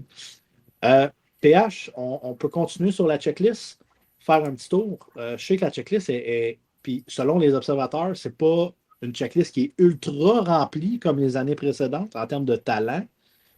Mais tu sais, comme je te dis, les prix de la boîte accotent puis même dépassent les années antérieures. Fait que fais-nous un petit survol de la checklist. Ouais, bon, c'est juste pour dire ce que tu dis, confirmer ce que tu veux dire, c'est que je pense que le produit il devient plus difficile à accéder parce que, exemple, au Canada, on peut se le dire, il n'y a pas grande place qui en ont des boîtes. Là. C'est pénible à avoir. Puis le marché du baseball au Canada est encore là, mais on n'a aucun produit. Fait que quand on en veut, les gens sont prêts à payer. Puis quand c'est le cas, ben, ça emmène une certaine inflation, une certaine montée des prix. Puis j'ai comme l'impression que Topps s'assoit sur le fait que c'est du Bowman Draft puis que le monde économise pendant 1 an. Fait que peu importe le prix qu'ils vont le sortir, le monde va l'acheter pareil parce que c'est Bowman Draft. C'est ancré dans la mentalité des collectionneurs de baseball aux États-Unis. Ça leur prend leur Bowman Draft. En fait, ça leur prend raison. Sur 3 têtes. Bowman, Bowman Chrome, Bowman Draft. Bowman Draft. Exact. C'est la trinité. Oui, exact. Ouais. Okay, je vais y aller brièvement. Oui. Emma, tu peux aussi intervenir. Tu lèves ta main, tu me fais signe, tu me donnes une claque, tu me lances une brocheuse, je suis prêt. Je ne vais pas nécessairement dans l'ordre des équipes, mais je vais avec l'ordre que je suis allé. J'ai fait un peu dernière minute, mais c'est parti. Un joueur qui est à surveiller pour les Cubs, Ethan Conrad, 17e overall, il y a 21 ans, un outfielder. C'est un des rares outfielders du produit qu'on a vu. Beaucoup de shortstop dans ce que je vais nommer, étonnamment. Ethan Conrad, là, c'est un gars qui a tout pour lui, à part une blessure, qui fait qu'il ne pourra probablement pas commencer à reprendre les activités cette année. Ça risque d'être un produit de 2027, mais un gars à surveiller. Sûrement, ses cartes se vendent quand même déjà bien. Les fameux White Sox qui ont de la misère, ben, ils ont un joueur quand même intéressant, un 10e overall, Billy Carson, shortstop, il a 19 ans. Très bon en défensive. Son problème, c'est son offensive. C'est ça qui fait vendre des cartes. J'en parle entre autres parce que des fois, on se dit hey, le gars, il a été drafté haut, puis il a un bon ceiling, mais la vitesse, ça ne vend pas. Max Le circuit, Clark. ça vend. Max Clark. Exact. Oui. Une de mes. J'ai comme 3 équipes préférées. Hein. Les Reds en font partie. Steel Hall, 9e overall, shortstop encore une fois, 18 ans, très jeune à surveiller. Ce gars-là pourrait faire des flamèches. Encore une fois, ça dépend du développement. Surtout que les Reds aussi ont entamé quand même un pas pire tournant là, avec beaucoup de jeunes. Puis tu disais shortstop, les Reds n'ont pas Ellie déjà à shortstop. Fait que, ça ouais, mais ce qui est le fun avec un shortstop qui est athlétique, c'est qu'il peut aussi prendre des positions différentes. Eli pourrait peut-être, 3e but, il pourrait peut-être, à l'inverse, 2e but peut être une autre place pour un bon shortstop, parce qu'en ce moment, ce qu'on parle de Steel Hall, c'est une très grande vitesse aussi. On sait qu'Eli, Eli, là, je dis Eli, je m'excuse. Eli de la Cruz, sa grande force, c'est sa vitesse. Ouais, puis son reach, quand il plonge, sa grandeur fait en sorte qu'il couvre tellement de terrain. C'est ce qui m'emmène à parler de juste un petit exemple. Pourquoi Fernando Tatis ne joue plus au shortstop? Ouais. Parce qu'il était trop motivé, il était trop intense, puis il se blessait tout le temps. Fait qu'il faut faire attention aussi aux shortstops qui sont comme ça. Ils sont beaux être athlétiques. À 20 ans, 21 ans, 22 ans, ça va bien. À 25, 26, les blessures commencent. Fait que c'est là qu'on va commencer à penser d'avoir un jeune qui pousse, puis qui peut prendre la place, puis alterner entre les 2e, 3e buts, puis shortstop. Je le regarde comme ça. Il y a quand même une bonne éthique, là, puis une bonne patience au bâton Steel Hall. Fait que c'est un choix personnel que je voulais absolument parler. Puis l'avenir d'Eli de la Cruz aussi n'est pas coulé dans le ciment avec les Reds non plus. Là. Il a refusé un gros contrat la semaine dernière. Puis il ne s'est pas gêné pour dire dans le passé qu'évoluer dans une autre équipe, ça ne le dérangerait pas. Là. Lui, ce qu'il aime, c'est le show. Ouais, exact. Il va finir avec les Yankees, les Dodgers. Il va leur dire show me the money, puis c'est tout ce qui l'intéresse. Là. Ouais. C'est d'ailleurs une des choses que j'avais déjà parlé dans le passé. Je pense que c'était à l'émission l'année passée que j'étais venu. Je ne suis pas le plus grand fan d'Eli de la Cruz. J'aime ce qu'il apporte, mais je ne suis pas le plus grand fan parce que c'est pas un joueur pour la game. Ça va parler comme Martin Saint-Louis. La game dans la game. C'est un gars qui joue pour son show. Il veut il veut que les flashs, les spotlights soient sur lui. Ça fait que des fois, il y a des leaders qui passent un peu sur le radar parce que les spotlights sont sur lui. Mais voler un mag, c'est du show. On le veut. Je vais parler de Houston. Un autre shortstop. Pourrait être une carte cachée. Xavier Negans. Je ne sais pas trop la prononciation. C'est un 21e overall, mais c'est un gars qui a quand même beaucoup de choses à son actif. Là, quand même beaucoup de talent. Il est classé dans ce qu'on appelle les tiers. Là. Les tiers, c'est les classés. Donc, les tiers 1, c'est la crème de la crème. Les 2, c'est ceux qui ont le meilleur potentiel, mais faut qu'ils améliorent certains points. Les tiers 3 sont quand même bons à surveiller, mais beaucoup de choses à travailler. Tier none ou 4 et moins, là, mettons que on n'en parlera pas. Lui, c'est un tier 2. Fait que, il a beaucoup d'attitude au bâton. Il est puissant. Il fait des bons contacts. Par contre, il ne pourra pas rester au shortstop. C'est sûr, on parle de lui pas mal plus comme un 3e but. Fait que ça peut être quelque chose à anticiper pour le futur.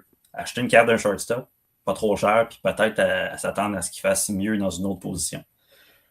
J'aime beaucoup la position de Kansas City cette année. Ils ont 2 joueurs que j'aime quand même beaucoup. Sean Gamble, c'est pas un gamble. Ha! Poudouch. Attends, je pense que je peux faire de quoi, là. Continue à parler. Mais fait que c'est le 23e overall, un outfielder. Je disais qu'il n'y en avait pas beaucoup. C'en est un. Oh!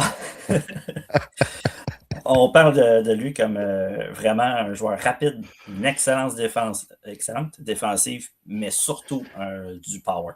Fait un gars comme lui, C'est pas parce qu'il n'a pas été drafté dans les 10 premiers que c'est pas intéressant. Des fois, c'est une question d'argent ou tout simplement de position. Sean Gamble, Kansas City, ça pourrait être intéressant. Puis, toujours à Kansas City, il y a Josh Hammond. Je ne parle pas de M. Jurassic Park. Non, c'est pas son nom non plus, c'est John Hammond. Shortstop de 19 ans. Lui aussi, beaucoup de power, pourrait plus l'avoir au 3e but. Une question là, de position. Puis on sait qu'il y a Bobby Witt là, qui est shortstop. C'est pour ça que je parle de l'avenue d'arriver au 3e but si tout reste comme ça. Brewers, Brady Ebel, un autre shortstop, 18 ans. C'est un gars surveillé. C'est pas celui que j'ai vu qui avait les plus hautes valeurs en ce moment. Fait que ça, c'est le genre de joueur qu'on peut essayer de regarder et dire ouais, je peux-tu peut-être avoir une ou deux de ces cartes, aller chercher une couleur puis espérer. Les Brewers, c'est une équipe qui ont quand même un excellent développement. Puis surtout, c'est que c'est un joueur qui est quand même un petit peu en dessous des radars. Ses projections ne sont pas si hautes que ça. Fait que ça pourrait éclore, on ne sait jamais. Première équipe de PH, les Yankees. Les valeurs sont énormes. Dax Kilby. Notez ça. Dax Kilby. Dax Kilby? Ouais, D-A-X. Okay. C'est K-I-L-B-Y. C'est pas Kill Bill. Presque. C'est un autre shortstop, 18 ans, très jeune. Les valeurs en ce moment explosent. Sont littéralement à côté, sinon un petit peu plus même que Jojo Parker avec Toronto. Parce que, c'est un Yankees. Ouais. Yankees vendent. Mais la position, on a vu quelque chose de similaire à l'époque avec Anthony Volpe, puis même, là, je parle d'une autre position, mais Jason Dominguez. Je pense que dans le cas de Dax Kilby, c'est pas juste un rêve. C'est vraiment un joueur qui a le potentiel de devenir un joueur élite à sa position. Il est rapide. C'est pas un sleeper. Tout le monde sait qu'il va être bon des majeurs. C'est juste une question d'approche puis de patience. Parce que c'est une position très difficile. Surtout dans l'américaine. Pas évident. Faut que je plug un lanceur. Les Phillies, parce que c'est à peu près ce qu'ils ont, c'est Gage Wood, 26e overall, mais c'est un gars à surveiller. Ce qu'ils vendent aussi chez les lanceurs, c'est les rétro-bâtons. Puis, on parle de la whip, c'est-à-dire le walk et hit, donc les buts sur balle et les hits sur le nombre de manches. Quand on donne pas de but sur balle, puis pas beaucoup de coups sûrs, les whips en bas de 1, c'est exceptionnel. C'est un lanceur qui aurait peut-être ce potentiel-là, ce qui fait que probablement que ça peut être un top, je dirais un 2 ou 3e lanceur dans une rotation, si, et seulement si, il reste comme un lanceur partant. Ça, c'est le gros hic. Gage Wood, beau potentiel de devenir un excellent releveur à cause de sa propension à faire des retraits au bâton. Question que l'équipe va décider avec le temps. Un gars que je ne le voyais pas là, pantoute dans les valeurs de sa carte. Les Orioles, Ike Irish. C'était ma prochaine question. Ouais. Parce qu'on sait que les Orioles ont tellement quand même bien développé leurs jeunes dans les années. Hadley Rutschman, Gunnar Anderson, Colton Cowser. Oui, Jackson Holliday va pas super bien depuis le début, depuis son hype, mais je reste quand même prudent avec lui. Je pense qu'il va devenir un bon joueur de balle. Mais ils ont quand même une bonne pépinière de jeunes. Fait que je suis intéressé de t'entendre sur ce jeune-là. Ike Irish, on dit jeune, mais c'est probablement un des plus vieux de cette QVC de Bowman Draft. 22 ans, oui, c'est un catcher. Les catchers étant une position extrêmement, je veux dire, pas dangereuse, mais risquée au niveau de la collection de la carte. On l'a vu avec Adley Rutschman, autant que les gens s'arrachaient sa carte de First Bowman que ouais, c'est un petit peu moins... Tu peux les acheter très abordables présentement. Oui, exactement. Le problème des catchers, c'est la position. C'est pas des joueurs qui jouent à tous les jours, très enclins aux blessures, mais on voit un certain Kyle Raleigh avec Seattle. S'il y a la puissance, il y a la patience au bâton, c'est pas des joueurs de moyenne, c'est des joueurs qui sont spectaculaires. Ils vont frapper des coups sûrs, des gros circuits. Si Allen Droker est capable de jouer catcher, tout le monde peut jouer catcher. Je disais souvent, si Alejandro Kirk peut voler un but, je pense que tout le monde le peut. Le seul que j'ai vu faire, puis mon Dieu, c'est parce que le catcher que j'ai jamais lancé, c'est Bartolo Colon, mais ça, un autre game. Tu sais, un autre catcher chez les Orioles, tu as Adley Rutschman, tu as Samuel Barzalo, qui sont deux prospects. Ben, mais Bassalo ne jouera pas, je te dis. Ça va être le premier but. Ouais. Rutschman, s'il reste là, parce que ne peut pas avoir trop non plus de catcher, mais s'il vient qu'à rester là, le Rutschman, ça va être un problème. Ça va être le DH. Cette saison-ci, ça passe sous sa cause, selon moi, pour lui. Là. Ouais. Avec la saison dernière, écoute, l'année passée, mais j'ai un ami qui va beaucoup. Il est season ticket là-bas, puis le monde est rendu QL à Rutschman qui arrive au bâton. Fait que ça passe sous sa cause, ça. Puis tu sais, on s'entend, son année précédente, avant la dernière, il a connu une année incroyable. Puis c'est fou comme mon baseball, ça change. Hein? Une année de merde, puis...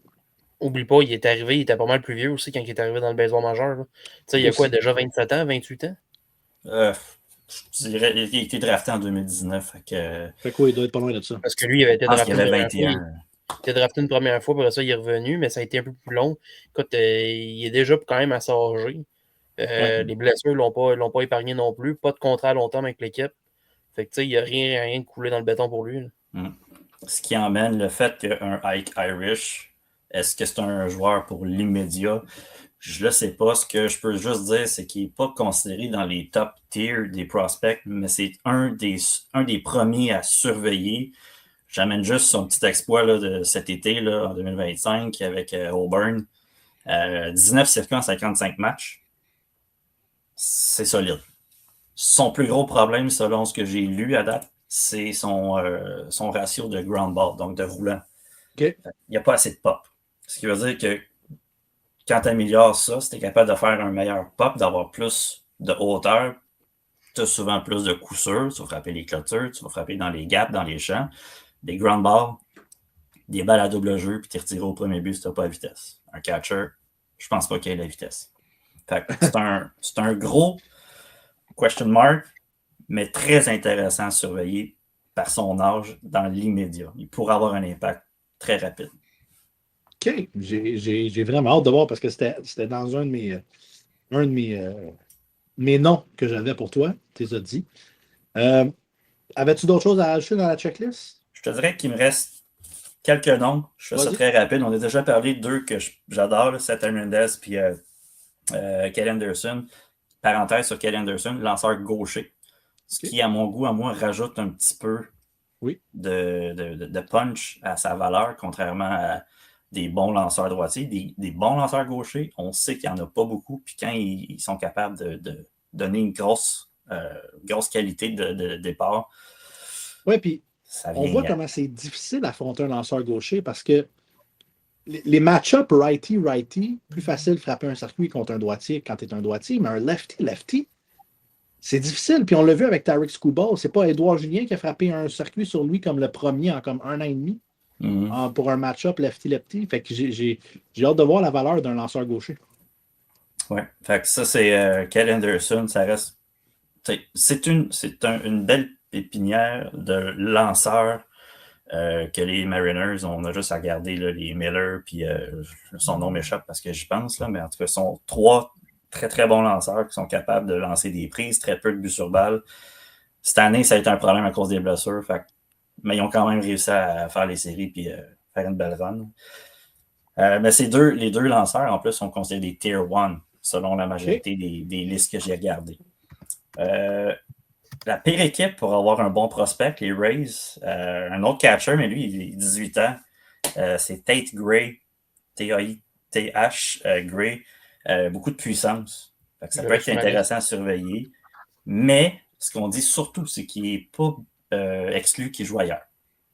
Un catcher, scouté comme un catcher, mais qu'on repêche pour éventuellement dire tu vas jouer ailleurs, ça augmente son ceiling. OK. Un gars que j'adore. Excuse-moi. Vas-y, Marc. Il est très athlétique. C'est une des choses qu'ils ont relevé. Là. Fait que, puis il y a beaucoup de power aussi, là, qu'il disait. Là. C'est juste son problème, c'est de la placer. C'est pas un frappeur de moyenne, ça va être un frappeur de puissance. OK. Texas, 12e overall. Gavin Flynn, un autre shortstop, 18 ans. Lui aussi, il est vu bouger au 3e but. Souvent, vous allez entendre ça. Un shortstop qui n'a pas la place ou qui n'a pas le bras ou qui n'a pas l'athlétisme, On va le bouger au troisième but s'il a le bras. Peut-être au deuxième s'il a moins le bras, mais qu'il a le côté athlétique. Puis on a déjà parlé des 3 autres que j'ai. Mention spéciale, top 3 des sleepers.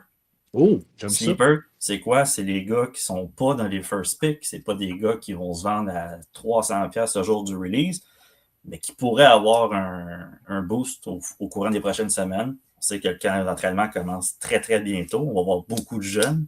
Il y a souvent le match des recrues aussi là, qui va mettre showcase les meilleurs prospects. Avec les Cubs, j'ai Josiah Hardzorn. Je sais pas trop si Hardzorn. Pas trop bon pour la prononciation. Un outfielder. Je parle de lui comme un joueur quand même intéressant avec une bonne puissance puis une bonne patience au bâton.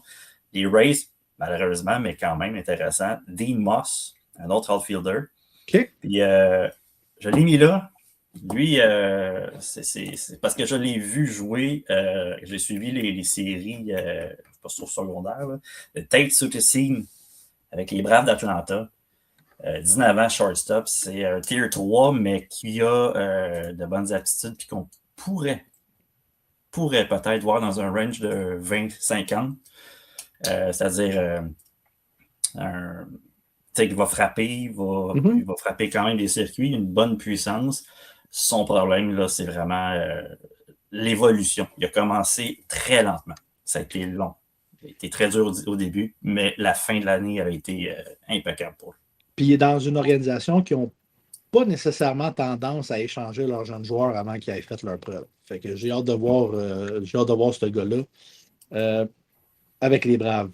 Marc, tu avais fait une petite recherche des prix de certains joueurs. C'est là qu'on peut voir vraiment le prospecting dans le baseball qui est. Écoute, c'est un autre monde. Oui, écoute, avant toute chose, mention honorable à Charles Davalant, aussi, petit gars d'ici. OK, on a un Québécois là-dedans? Oui, il joue pour les Dodgers. OK. Il a été drafté par les Dodgers. Écoute, il a connu un bon début dans le A, je pense, l'année passée. Parce que 15 hits en 7 games. Fait qu'il a bien commencé. Puis le prix de ses cartes le reflète, surtout. Parce que, écoute, quelques ventes, là, autant que la base, j'ai vu que la base auto c'était vendu 35$, mais la orange auto, c'est pas l'orange auto. La Bowman Red Auto sur 5 de Davalant s'est vendu 5490$. Et taboire.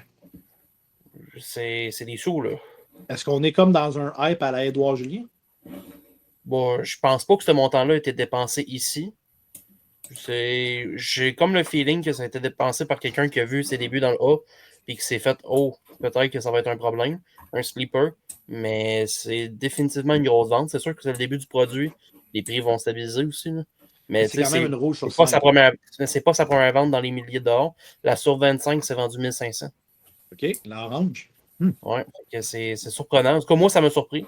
Sinon, la plus grosse vente en ce moment qu'on se parle, appartient à Seth Hernandez.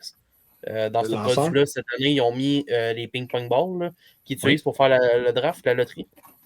Fait qu'il y a une rédemption qui est que c'est la balle des Pirates qui a été sortie pour faire lors du draft, qui est signée par Seth Hernandez.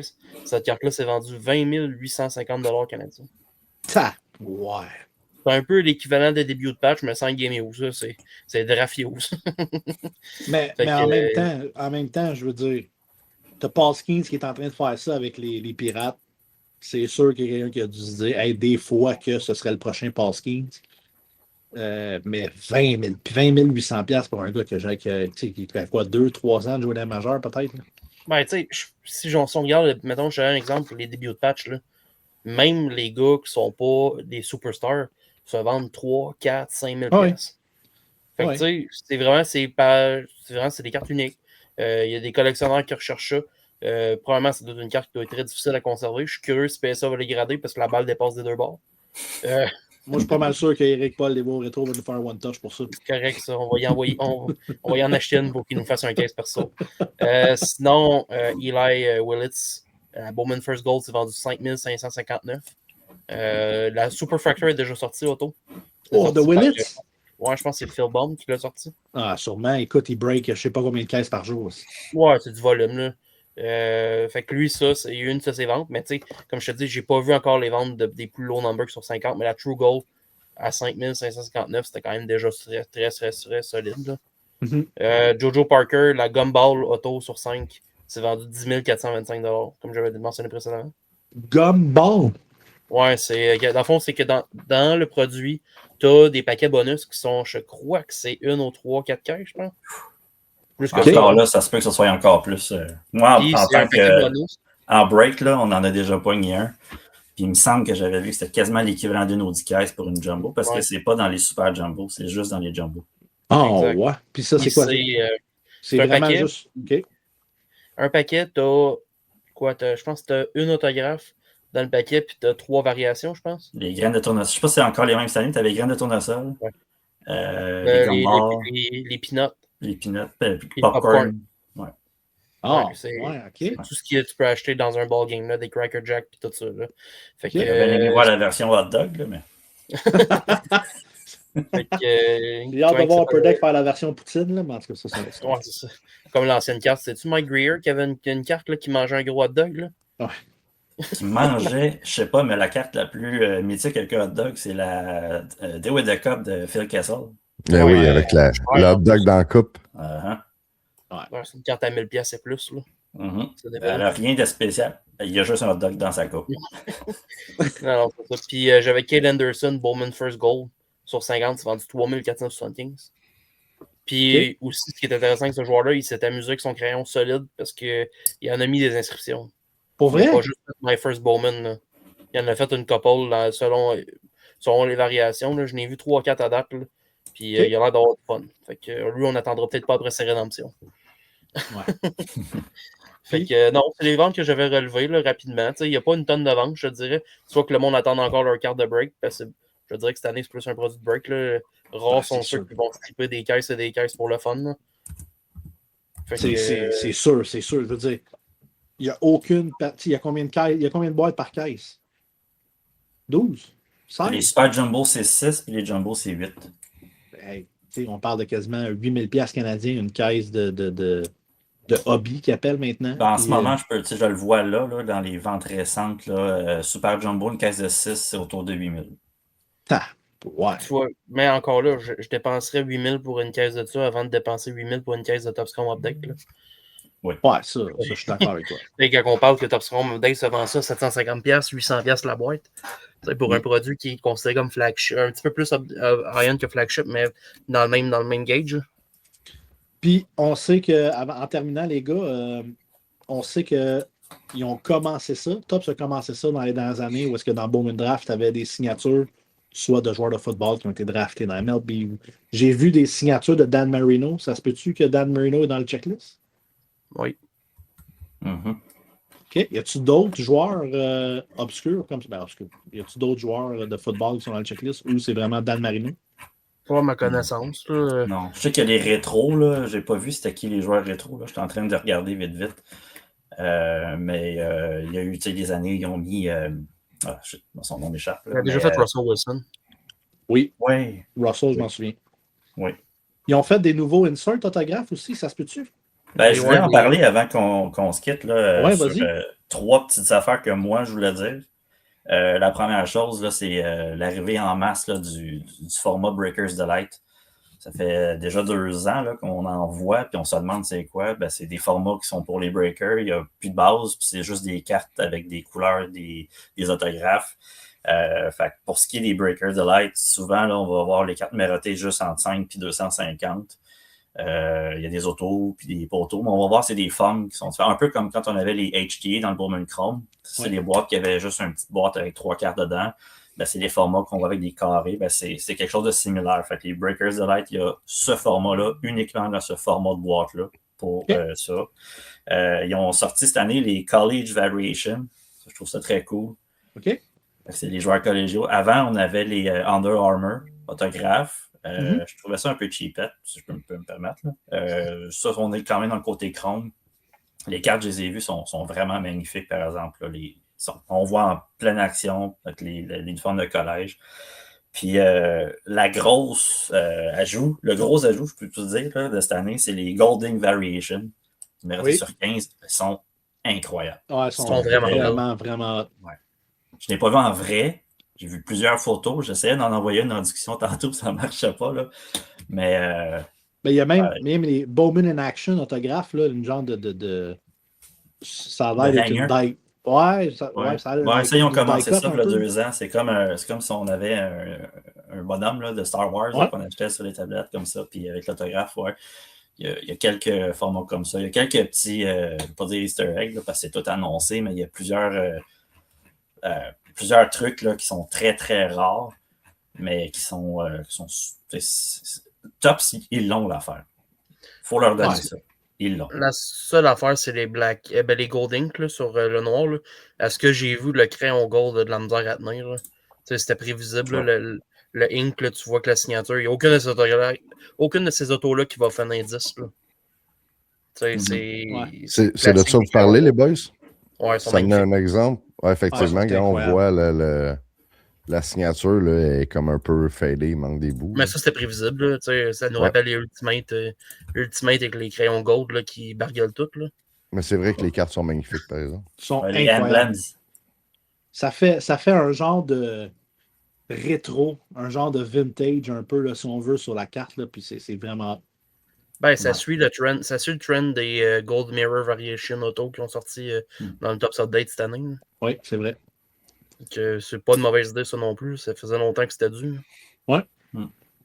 Hey, écoutez, les gars, un gros merci pour ce recap-là de Bowman Draft 2025 qui est déjà sorti depuis une semaine. Mais c'est toujours intéressant de. Ou dans les mégabox de vos Walmart, mes amis. Ouais, il n'y a pas de format retail dans le draft, hein, right? Ouais, ils ont déjà sorti des mégas. Ouais. Des mégas. Ouais, les mégabox. Mais ça, là-dedans, c'était des caisses de 20, puis il y avait une boîte sur 20 qui avait une auto comme. C'était comment qu'ils appellent, les Mini Diamond Black and White, un truc comme ça. Mais je sais pas si c'est encore d'actualité. Là.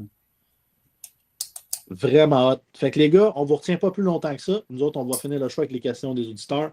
On vous remercie de votre temps de parler de Bowman Draft. On sait que c'est quelque chose qui est prisé par nos auditeurs parce que, je veux pas, on a beaucoup d'auditeurs qui sont des collectionneurs de balles.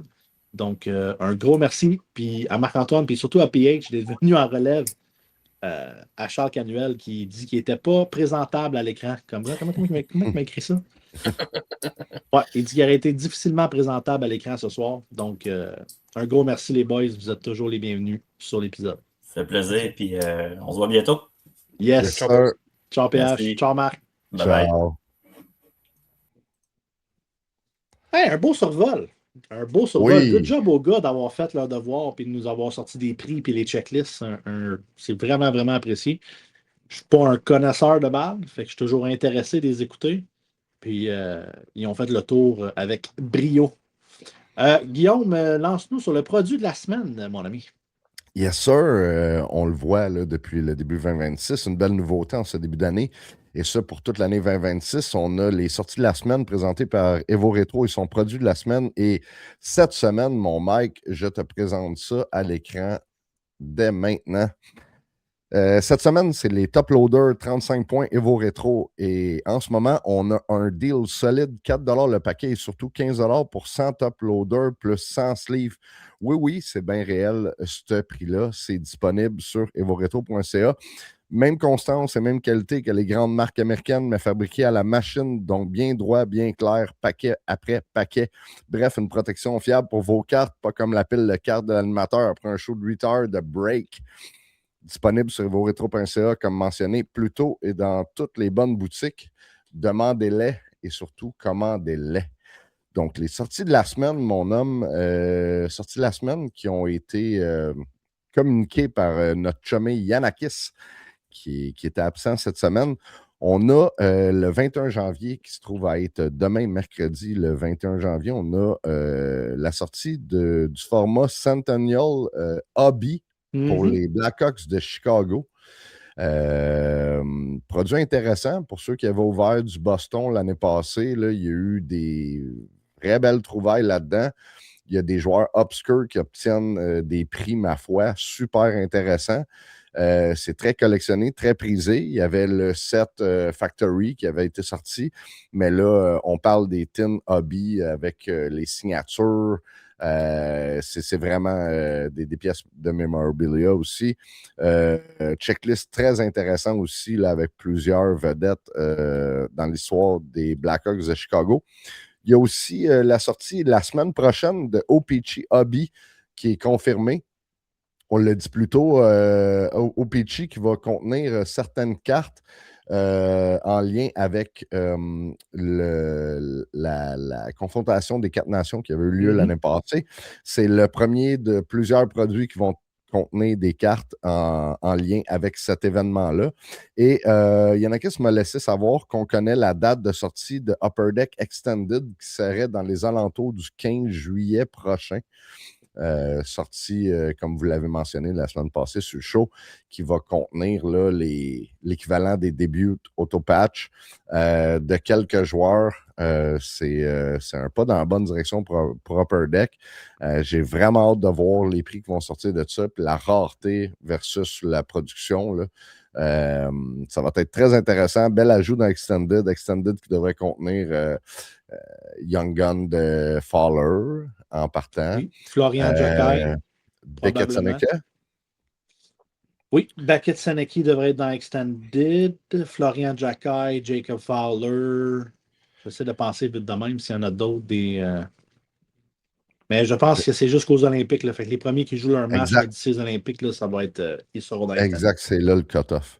Mais c'est tout pour les sorties de la semaine. Cette semaine, il n'y avait pas vraiment de variété, pas d'autres produits à mentionner. Petite semaine, donc il y en a qui il a bien fait de prendre son mulligan cette semaine. C'était assez mince encore une fois. Donc, si tu ne me retiens pas, Mike, j'irai vers les commanditaires. Yes, sir. Avant d'aller plus loin, on veut prendre un moment pour remercier nos incroyables commanditaires sans qui tout ce beau show-là ne serait pas possible. On remercie Stack, Zone Collection, Choose Your Grading et vos rétros, Consignation Savage, TheCards.shop et La Foire aux cartes pour leur générosité constante envers la communauté de show de cartes. Et justement, si vous voulez profiter de tout ce que ces partenaires ont à offrir, la meilleure façon de nous encourager et de vous gâter en même temps, c'est de devenir membre Patreon payant. Pour aussi peu que 5 $ par mois, vous avez accès à une tonne d'avantages concrets, des crédits, des rabais et surtout des tirages mensuels complètement fous. Comme membre Patreon, vous obtenez notamment 15 $ de crédit par mois chez Stack, applicable en ligne, en magasin et sur les breaks via la boîte à break. On a 15 $ de crédit par mois chez Zone Collection, 10 $ de rabais par mois chez Choose Your Grading, applicable sur l'envoi de 5 cartes au grading. On a 10 % de rabais en tout temps chez vos rétros avec le code promo SHOW10. 50% de remboursement sur les frais de traitement chez TheCards.shop jusqu'à 50 cartes par mois lors de la vente. Et bien sûr, l'accès au tirage mensuel réservé aux membres Patreon payants. Et parlons justement du tirage mensuel parce que la liste est assez impressionnante. On a Stack qui offre 2 certificats cadeaux de 100 $. On a Zone Collection qui offre 4 certificats cadeaux de 25 $ et une boîte Hobby Mystère. Et vos rétros offre 3 cartes cadeaux, une de 100 $, une de 80 et une de 50 $. On a Consignation Savage qui offre 10 certificats cadeaux de 20 $ échangeables sur l'ensemble de leurs produits et services. TheCards.shop qui offre 4 crédits de 25 $ à dépenser librement sur leur plateforme. Et finalement, la Foire aux cartes qui offre un Gold Mystery Pack à faire tirer chaque mois avec la possibilité de retrouver, entre autres, une paire de billets pour le Canadien. Petit rappel important, vous avez jusqu'au prochain tirage pour vous manifester et réclamer vos prix. Et il faut évidemment être membre payant. Patreon payant pour profiter de tous ces avantages. Et encore une fois, un énorme merci à nos partenaires pour leur générosité et à vous, la communauté, pour le soutien. N'oubliez pas d'aller liker notre page Facebook, nos vidéos sur YouTube et nous suivre sur Spotify, Apple Podcasts et sur toutes les autres plateformes. Mais on vous le rappelle, le support ultime, vous l'aurez compris, c'est de devenir membre Patreon payant. Pour 5 $ par mois, vous obtenez un retour sur investissement, ma foi, franchement difficile à battre. Donc, mon Mike, on s'est rendu question des auditeurs. On en a une seule, mais on va parler aussi d'un post qui est ongoing présentement sur le groupe. Donc, la question, je pense qu'elle provenait de Guillaume Pfeiffer. Notre fidèle Guillaume Pfeiffer. Tu Oui. l'avais-tu? Oui, non, Ok, je pensais- j'allais te lancer dessus. Je ne l'ai pas Parfait, d'ouvert. J'ai je le l'ai. post ouvert présentement. Il n'y Désolé a pas pour de les problème, auditeurs. Michel. Les Jeux olympiques arrivent vite. Un impact à prévoir comme la trêve en été sur certains joueurs. On a eu la discussion un petit peu sur un post qui a été créé par Félix Tremblay la semaine passée, qui parlait de Wyatt Johnston. Évidemment, Wyatt Johnston n'a pas été retenu pour l'équipe Canada. Mais quels seront les joueurs? Oui, il va y avoir des joueurs qui vont augmenter énormément. Là. Puis on peut penser tout de suite à les joueurs qui vont produire. Makar, McDavid, Crosby, Celebrity. Autant du côté américain, les deux frères Ketchuk. Austin Matthews aussi commence le tournoi avec 2-3 buts en partant. On va voir les prix monter. Donc, ça va être vraiment tous ceux qui vont performer, j'ai l'impression qu'ils vont prendre une certaine valeur, mais aussi les joueurs qui sont collectionnés. On peut penser tout de suite avec Nick Suzuki à Montréal, qui fait partie de l'équipe Canada, même s'il produira peut-être pas aux Olympiques. J'ai vraiment l'impression que ce gars-là va quand même prendre une coche en termes de prix, juste parce qu'il va mettre le pied sur la glace avec le chandail du Canada. On peut penser, c'est sûr que des gars comme Anthony Cirelli, je pense pas que c'est quelqu'un qui va prendre une grosse valeur. Braden Point, s'il On joue. ne sait jamais, par contre, parce que, il peut y avoir un joueur clutch dans un moment précis qui donne une victoire importante ou quoi que ce soit, puis là, il y a un hype momentané. Mais on le sait, ce genre de hype momentané-là, un joueur comme tu as mentionné, mettons un Cirelli qui marque un but important pour aller en finale, exemple, il va avoir un hype là, marqué. C'est sûr, certains, ce soir-là, sur eBay, si vous avez des cartes, vous allez les voir, il va y avoir de la demande, ils vont se vendre. N'hésitez pas à les vendre, ça va être le bon moment. On l'a vu à d'autres reprises. Ça va être le moment de profiter un hype pour un type de joueur comme lui. Par contre, un joueur comme Crosby, McDavid, ces joueurs-là, ça peut venir leur donner un petit boost qu'ils vont peut-être pouvoir transporter en série après, qui va être intéressant pour leur marché. On l'a vu l'année passée avec la confrontation des 4 nations. Pour certains joueurs, c'est arrivé, puis ils ont pu garder ce hype-là, puis le porter en série par la suite. Entre autres, avec Tkachuk, puis les frères Tkachuk. Puis Crosby n'a pas baissé depuis les 4 nations l'année passée, même s'il n'a pas fait les séries. Non. Il est en hausse constante depuis les 4 nations. Il va très bien, d'ailleurs. Fait que oui, effectivement. Puis tu sais, tous ces gars-là, Celebrity, les Sharks sont présentement dans une position de faire les séries. Les Pingouins sont à quel. S'ils sont pas. Oui, ils sont en position de playoff présentement. Ou sinon, sont à comme 1 ou 2 points. Les Oilers sont présentement aussi Présentement, en série. les Pingouins sont en série, mais à un point d'être dépassés éventuellement. Et de l'autre côté, San Jose aussi sont en série présentement, mais à 2 points d'être dépassés. Et d'ailleurs, ils perdent ce soir jusqu'à présent. Fait que, tu sais, tout ça, ils prennent en considération. Mais oui, du côté canadien, il y a beaucoup. Puis, tu sais, Braden Point est blessé. Brad Marchand est blessé. S'ils ne sont pas capables d'être aux Olympiques, qui va les remplacer? Moi, je pense que ça va être Mark Scheifele ou Sam Bennett, un des deux, et Connor Bedard. Fait que si tu ajoutes un Connor Bedard qui se greffe à cette équipe-là, qu'est-ce que ça va faire pour son marché aussi? On va avoir une hausse aussitôt qui va être annoncée du côté de Team Canada. C'est sûr qu'il va y avoir une hausse dans son marché. Qu'est-ce qu'il va faire là-bas? Avec qui va jouer? T'sais, il reste un joueur ultra impressionnant à voir aller. Donc, non, ça va être à porter attention, je pense, ce tournoi olympique-là. Je pense que ça fait, c'est quoi? Ça fait 8 ans, donc 2 Olympiques qu'on n'avait pas de joueur de la nationale qui était présent. Donc, de voir la frénésie qui sort en passant part de nous autres là, pour les joueurs nationaux à l'Olympique, c'est vraiment cool à voir. Mike, c'est la dernière question. Là, justement, j'ai eu un petit lag. C'est parce que je répondais à un des auditeurs, justement en live, qui vient d'envoyer des photos sur le post, sur le groupe, pour appuyer les dires.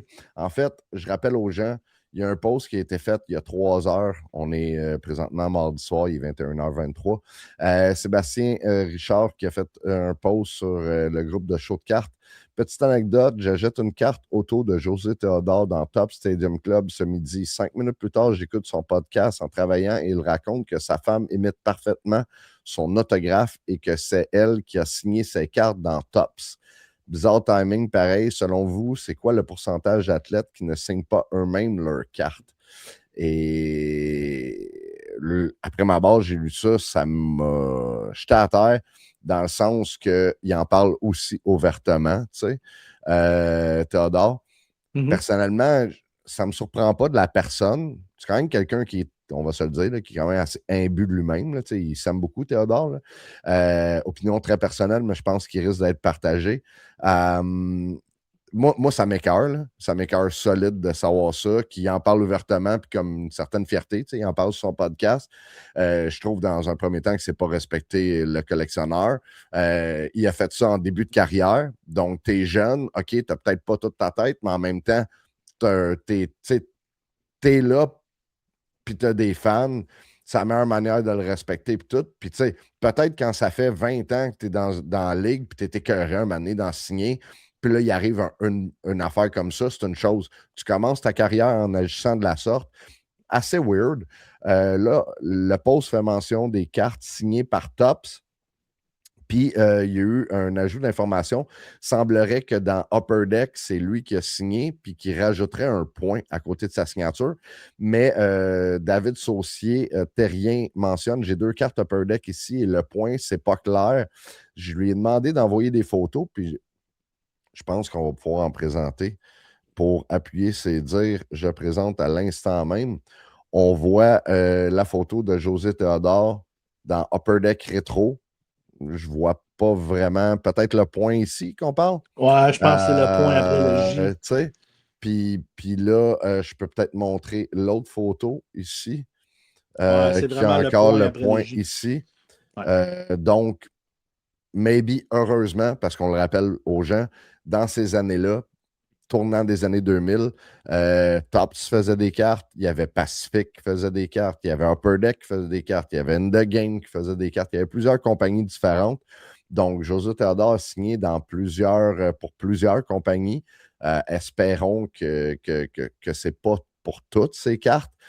Mais on a des commentaires comme Nick Boutiette qui disait il y en a beaucoup qui se sont fait pogner, il doit en avoir plus qui réussissent à éviter, mais il y a eu Messi, Anthony Richardson, Caleb Williams, Kaprizov.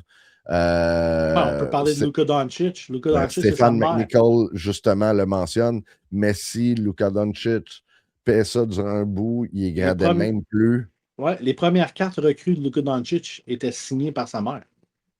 Effectivement. Le loulou, là, c'est sa mère qui l'a inventé. C'est très weird. On a Guillaume Pfeiffer qui mentionne que PSA aurait refusé d'identifier des autos de lui. Ça aurait été signé par son frère sur des cartes de Topps quand il parle de Messi. Ouais. Mais tu sais, où est la confiance du collectionneur maintenant envers l'athlète quand ça dit en l'air de la carte que cette carte-là est authentifiée par l'athlète ou un représentant? Je veux dire, ça veut dire que si eux autres, ils en parlent ouvertement comme ça, les athlètes, ben, c'est parce que c'est pas la première fois qu'ils en fassent. Puis c'est sûr qu'ils s'en parlent dans la chambre de hockey. Là. Je veux dire, ah ouais, toute ta femme a fait ça, c'est sûr que la mienne, elle va faire pareil. T'sais. C'est sûr que ça se parle l'un l'autre. Je veux dire, c'est monnaie courante. Là. C'est pas juste José Théodore qui a décidé de faire ça, puis c'est son idée, puis that's all. Ça doit être monnaie courante dans l'univers des cartes sportives. Non, mais venant de lui, je trouve ça bien weird, puis ça l'explique pas mal le personnage aussi. Tu sais, on le sait, là, il y avait eu des mêlées un peu avec la justice, sa famille, puis tu sais, des fois l'influence des parents, puis comment que c'est mené, puis comment que t'es élevé, ben ça l'amène des choses de même. C'est bien plate à dire, mais... Mais je pense pas qu'on parle d'un caractère, de comment tu as été élevé. Je pense que c'est vraiment plus le fait qu'ils ont tellement de cartes à signer qu'à un moment donné, ils se disent, garde, là, c'est assez. C'est une marque de respect, Mike. Tu sais, c'est Je comme... sais que mettons, je condamne pas le geste. Mon gars, on va dire, mon gars, il ferait carrière dans les nationales. Puis, tu sais, c'est pas pour me lancer des fleurs, là, mais je pense que je suis un bon parent, toi aussi. Tu sais, on est des bons parents. Mon gars, il irait jouer, puis il commencerait à avoir un certain following, puis il y aurait des cartes à signer. Ça serait jamais moi puis sa mère ou d'un de ses amis qui je sais. Il y aurait une marque de respect inculquée en lui qui ferait comme, il serait fier de le faire. José Théodore, on le voit déjà, le personnage. Là, c'est comme, j'ai ça à faire. Tu sais, je l'imagine très bien donner ça à sa femme. Tu veux le faire pour moi? Il trouve ça drôle. Là. Je minimise pas le geste, pas du tout. Mais tu sais, comme je te dis, les grands de ce monde l'ont fait. Là. Lionel Messi, là, je suis pas mal sûr que la plupart des jerseys signés que tu achètes sur eBay avec un COA, c'est son frère qui les a signés. Ah, pas de doute. Fait que tu sais, je veux pas Pour que des grosses minimiser le compagnies geste. décident de ne pas les grader, tu sais, ça veut dire, ou les authentifier, c'est parce qu'il y a vraiment de l'information qui C'est a ça. coulé Ça de va être, sources sûres. Là. ça va être aux compagnies maintenant de s'assurer de la validité de l'autographe. C'est fou Si ces gars-là pareil. décident d'en parler ouvertement, ça veut dire que c'est monnaie courante. C'est pas un cas isolé, c'est ça que je veux dire. Ouais. Fait que si lui en a parlé ouvertement, c'est sûr qu'à un moment donné, ça va sortir que quelqu'un d'autre le fait. Puis, tu sais, eux autres, ils le voient peut-être comme un jeu. Les athlètes, nous autres, on ne le voit pas comme un jeu parce que Mhm. c'est des héros, c'est du monde qu'on suit à la télé, c'est du monde qu'on. Fait que le fait d'avoir un bout de carton, une on-card, parce qu'on sait que la personne a tenu la carte, puis il l'a signé, puis qu'il a pris le temps de le faire.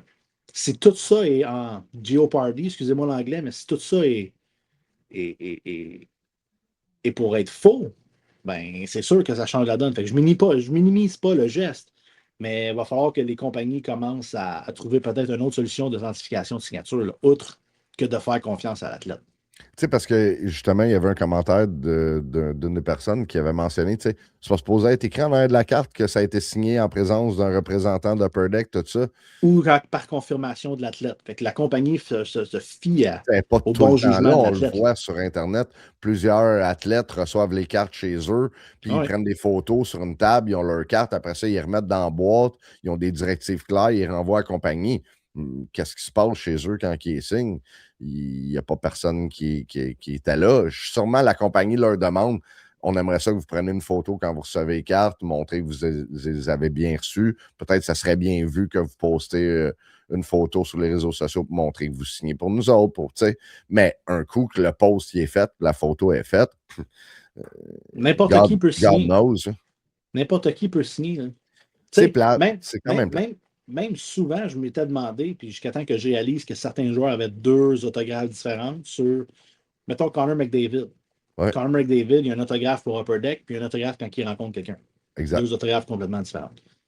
Fait que, de voir ça, tu te dis, ah, ben le gars, il a juste signé avec Tops de cette manière-là, puis il signe avec Upper Deck de cette manière-là. Mais là, il dit ouvertement que c'est sa femme qui a signé avec Tops. Tu te dis, aïe, aïe. C'est. J'ai hâte de l'écouter, le podcast. Justement, je l'avais dans ma liste d'écoute dans les prochains jours.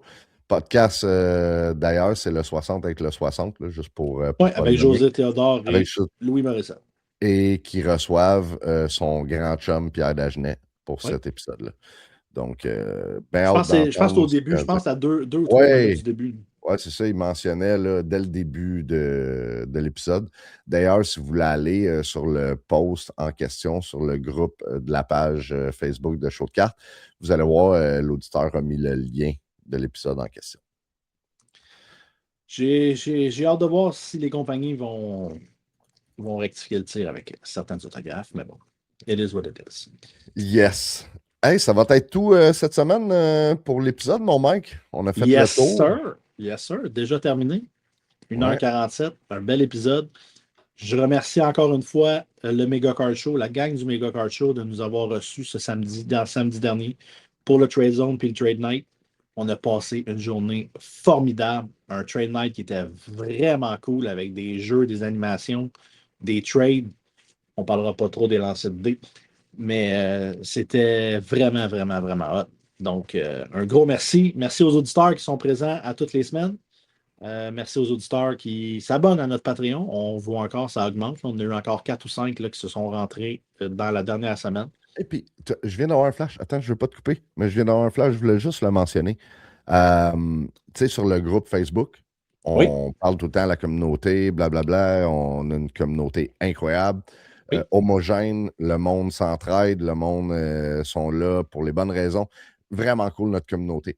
Par contre, petit bémol, juste rappeler aux gens, en étant propriétaire, on est admin aussi, donc c'est nous qui acceptons ou refusons différents posts que les gens veulent faire sur notre groupe. Simple rappel amical que les posts de vente ne sont pas permis sur la page. C'est pour la simple et unique raison qu'il y a plusieurs autres groupes qui sont là que pour ça. Nous, notre idée derrière le groupe, c'est est-ce que ça sert la communauté? tout ce que vous voyez poster, là, on se garde tout le temps ça dans notre tête pour se dire, est-ce que ce post-là, est-ce que ce qu'on écrit, est-ce qu'on vous... L'information qu'on vous véhicule, est-ce que ça sert la communauté? Si la réponse c'est oui, on va le poster, aucun problème. Ça arrive des fois qu'il y a différentes personnes qui cherchent des cartes en particulier, finir un set, leur aider à trouver une carte en question ou compléter une PC. C'est déjà arrivé aussi qu'il y ait quelqu'un qui tombe malade, whatever, puis que là, on accepte parce qu'il veut liquider pour une raison X. Il y a des situations exceptionnelles, mais des pauses de vente, peu importe le type de pause de vente, que vous ayez un événement, une carte ou peu importe, on ne les acceptera pas. Donc, soyez pas fâchés si on les refuse. On essaie tout le temps de mettre un commentaire avec pour dire la raison, mais les pauses de vente ne sont pas acceptées. Par contre, à toutes les semaines, mon chum Mike fait un post et invite tout le monde à mettre leur carte qu'ils veulent vendre sous son post. Puis à ce moment-là, vous pouvez en mettre 122 si ça vous tente. C'est votre choix, mais c'est le seul moment où on accepte les pauses de vente. Parenthèse terminée. Donc, sur ces belles paroles, on se voit à l'épisode 195 la semaine prochaine. Yes, sir, mon Mike. 195, le 200 approche, puis on va avoir des belles annonces qui s'en viennent très prochainement. Sur ce, ciao. Ciao tout le monde.